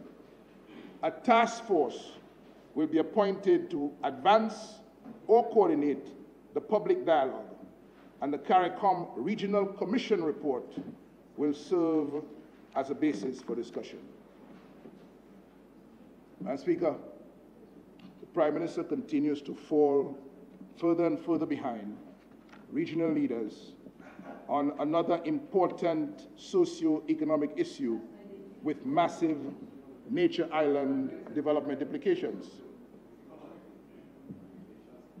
At this rate, we will repeat the experience of the cruise and the tourism industry, where all the critical tools that needed to be put in place to facilitate growth are now being considered 10 and 15 years after they have been implemented elsewhere and the country is experiencing the growth we're talking about. We, Madam Speaker, are continuing our stakeholder consultations on cannabis, and we are currently working to complete an inventory of the cannabis varieties in Dominica to be tested for their medicinal content.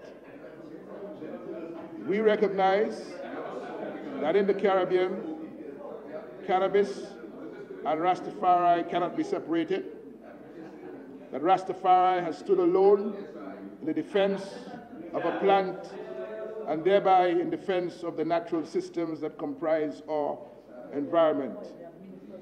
So, we extend our respect for Caribbean Rastafari brothers and sisters who have stridently, stoically, and knowingly stood up for plants everywhere. Yes, sir.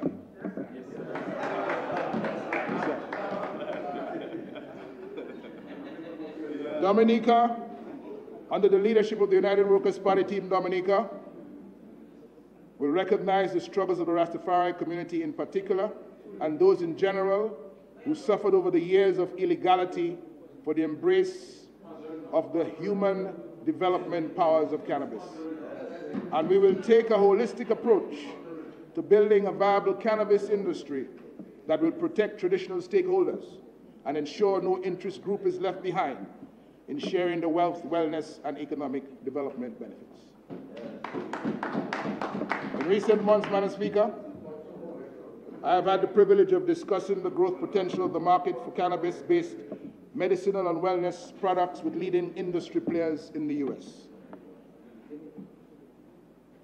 And news reports from around the world, and especially from North America, allow us to witness how an industry in 2 to 3 years is energizing an already robust economy, how jobs are being created, 18,000 jobs in the state of Colorado alone. People are excited about learning new things, creating non-harmful products.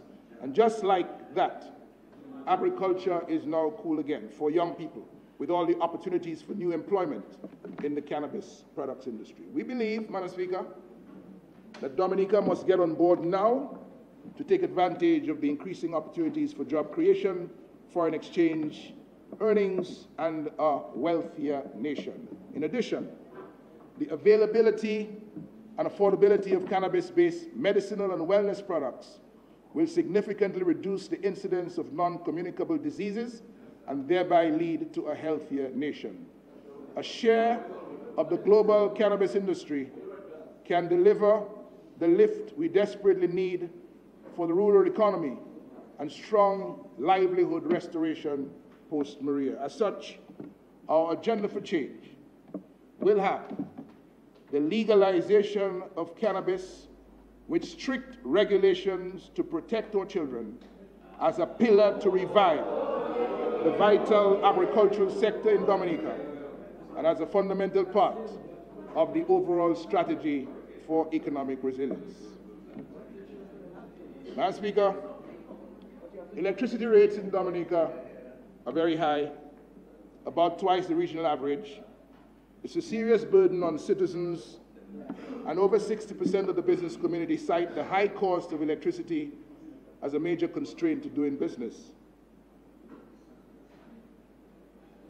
The geothermal project, on which $15.6 million will be spent in this budget from a total of $72.9 million earmarked for the construction of a 7-megawatt plant, must be part of a renewable energy solution aimed at reducing the cost of electricity to less than 6 cents US per kilowatt hour. This price must include servicing and maintenance costs as well as the cost to service the loan for construction. It is essential, Madam Speaker, that the power purchase agreement to be concluded with DOMLEC includes a requirement that the consumer price for electricity be kept as close to this level as possible if Dominica is to attract investments into a more cost-competitive business environment. It is understood that the power company wants to pass on to the consumer costs for hurricane recovery and for diversifying into renewable energy. This, of course, will nullify any benefits from the geothermal development and should be avoided. The renewable energy solution, which must also include hydro, wind, and solar, will improve the reliability of the service while lowering dependency on fossil fuels. Hydro, wind, and solar systems are less demanding in terms of the distribution infrastructure and are eligible for grant financing from donor conservation funds. We need to introduce, and we will introduce, voluntary energy efficiency standards for lighting, and we will upgrade the building codes for energy efficiency. Madam Speaker, Dominica's housing sector was plagued with many issues immediately prior to the passage of Hurricane Maria on September 18, 2017. Foremost among these issues were the overcrowding, particularly in the low-income housing subsector, a large percentage of stock of low-income households, low to insignificant private sector participation in the provision of housing units, sites, and services, ad hoc involvement of central government in home renovation and new small housing projects, inadequate monitoring of construction activities, poor construction techniques, high incidence of squatting on state lands, low levels of skilled and semi-skilled workers, shortage of suitable service housing land in larger settlements, and low level of affordable financing. Also, the high incidence of uninsured and underinsured properties in the national housing stock. Hurricane Maria caused catastrophic damage to the national housing stock. According to a building damage assessment commissioned by the government of Dominica following the passage of Maria, damage to the national housing stock, 30,000 units, was reported as follows. Destroyed, 18.4%. Major damage, 25.5%. Minor damage, 28.52%. And minimal damage, 26.7%. Hurricane Maria did not only cause extensive destruction, but also exposed the weaknesses in the sector.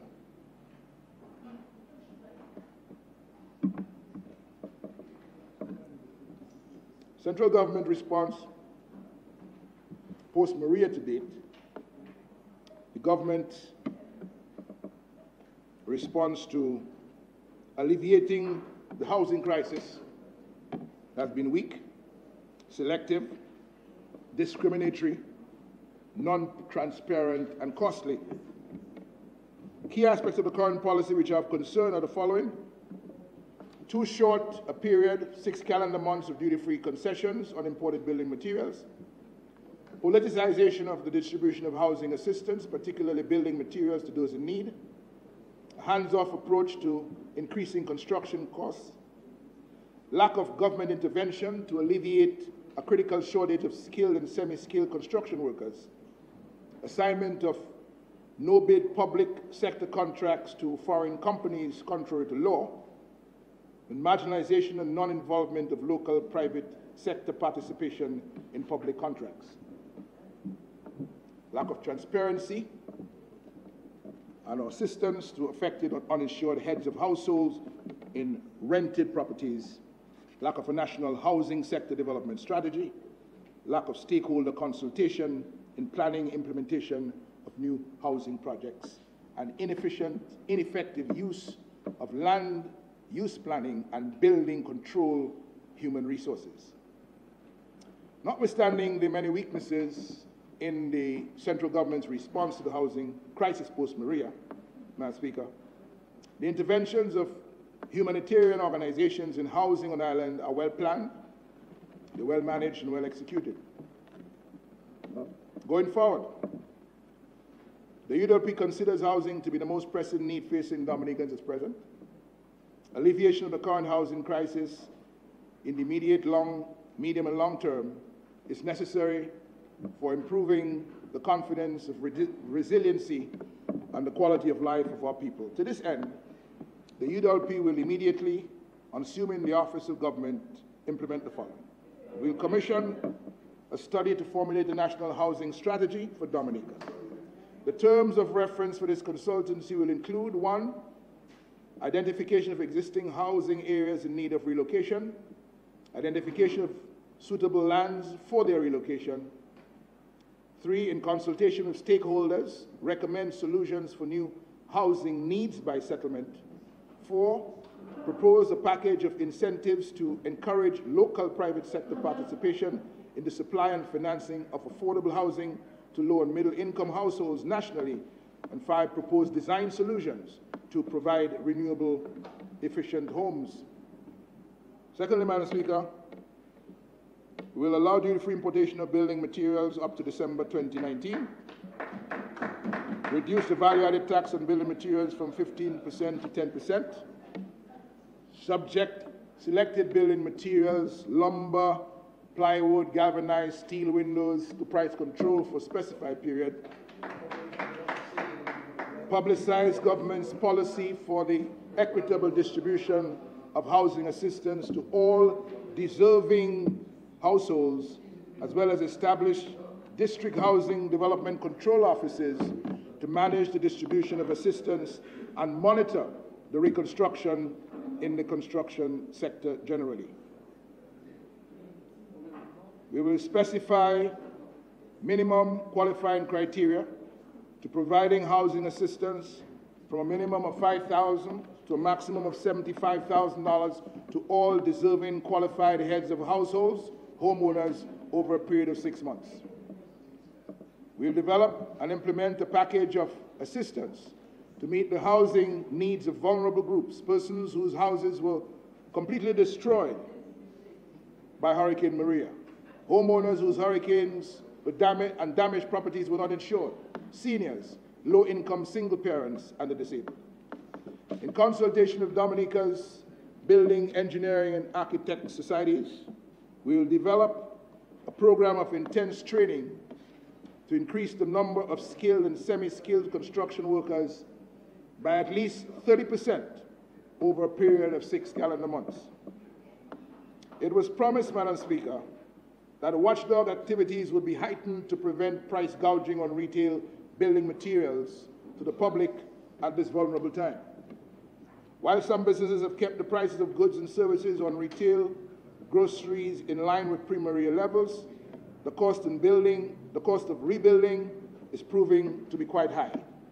Consequently, if duties remain unchanged or waived, then the Bureau of Standards, together with the VAT unit, must be engaged to ensure that prices are not prohibitive while respecting the free market movements of prices for goods and services. If businesses are making unconscionable profits, they should very well be highlighted for further tax scrutiny to ensure that they're paying their fair share. Nonetheless, Madam Speaker, since the government has embarked on acquiring for itself building materials for distribution, it would make more sense for the government to reserve its purchases for the reconstruction and refurbishing of government buildings, schools, hospitals, police stations, and effect the price control on basic building materials. This will ensure that the right grade is imported and prices are kept at respectable levels to facilitate quicker restoration of the housing and building stock on the island. This would be a short-term measure and would expire at the designated time, subject to regular assessments of the building environment. This will create a robust building effort in the short term and create skilled labor jobs for locals and our brothers and sisters in CARICOM, for which existing registration and taxation of wages and salaries will be retained in the country. Madam Speaker,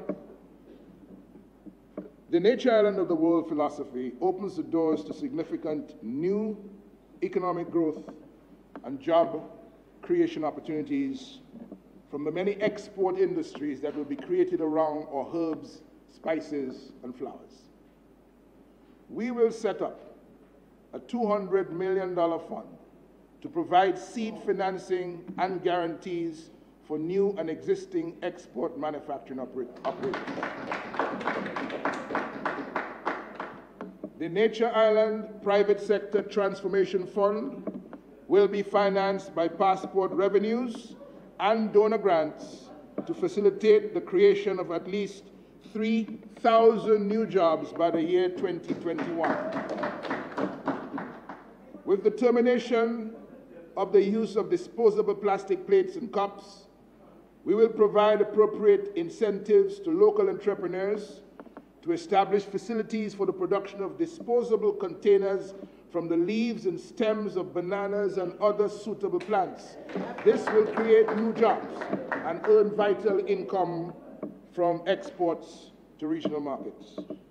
We will allow a moratorium on outstanding corporate tax payments to December 31st, 2018.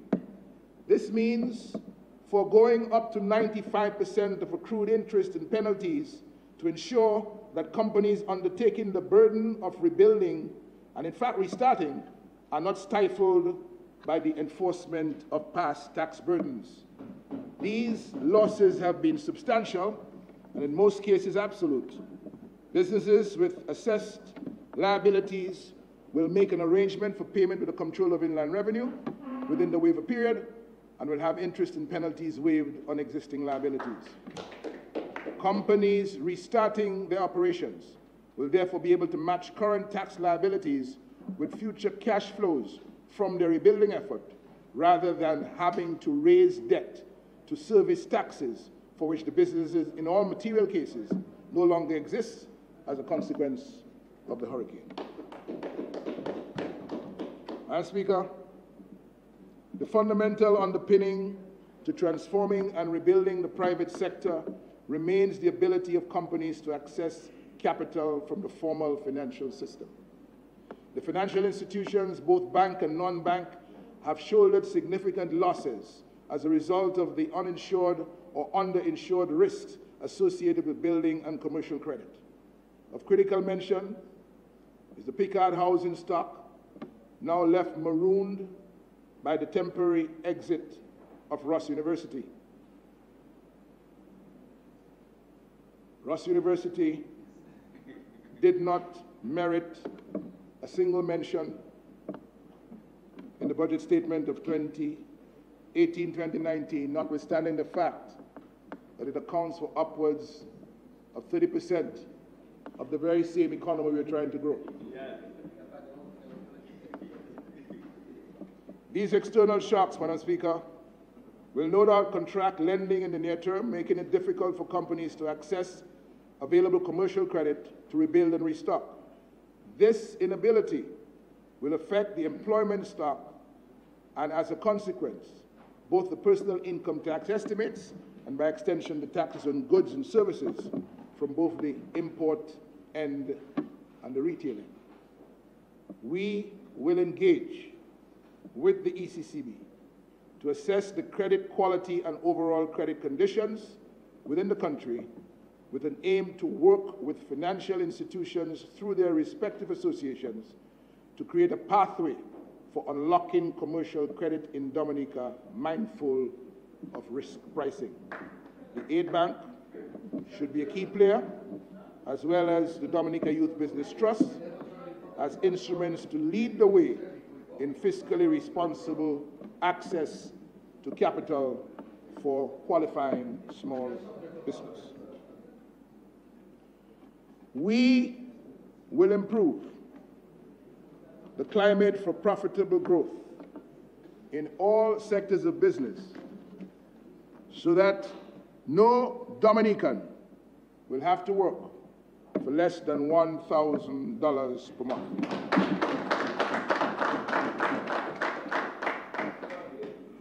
No public service pension, Madam Speaker, will be less than $500 per month under a government of the United Workers' Party. Somewhere I read that, quote, rivers do not drink their own water, trees do not eat their own fruits, the sun does not shine for itself, and flowers do not spread their fragrance for themselves. Living for others is a rule of nature. We were born to help each other, end of quote. Embrace of the Nature Island development philosophy will facilitate the nurturing of the talents and contributions of all citizens. It will move us away from the misfortunes of might is right politics, from what U.S. President Barack Obama describes as the politics of fear and resentment and retrenchment, and the rise of strongman politics, in which elections and some pretense of democracy are maintained, but those in power seek to undermine every institution or norm that gives democracy meaning, end of quote. Our media is under intimidation. Censorship and bullying of media practitioners away from doing their jobs is on the rise, and the same social media we welcome as a platform to knowledge, understanding, and solidarity is turning out to be just as effective in spreading the hatred, prejudice, and the propaganda of this regime. We are a better country than that. The Prime Minister says, and I quote, we must succeed and establish ourselves as the new global order for resilience governance. We agree, but it cannot be mere words, especially from those whose persistent anti-freedom and democracy actions tell a completely different story. I pause to adjust for the ridicule of the other side as I close again this year with the final stanza of the national anthem.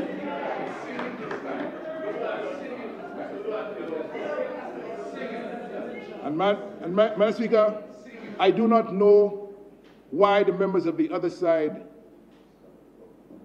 get into a frenzy when the words of the national anthem are being reported to them.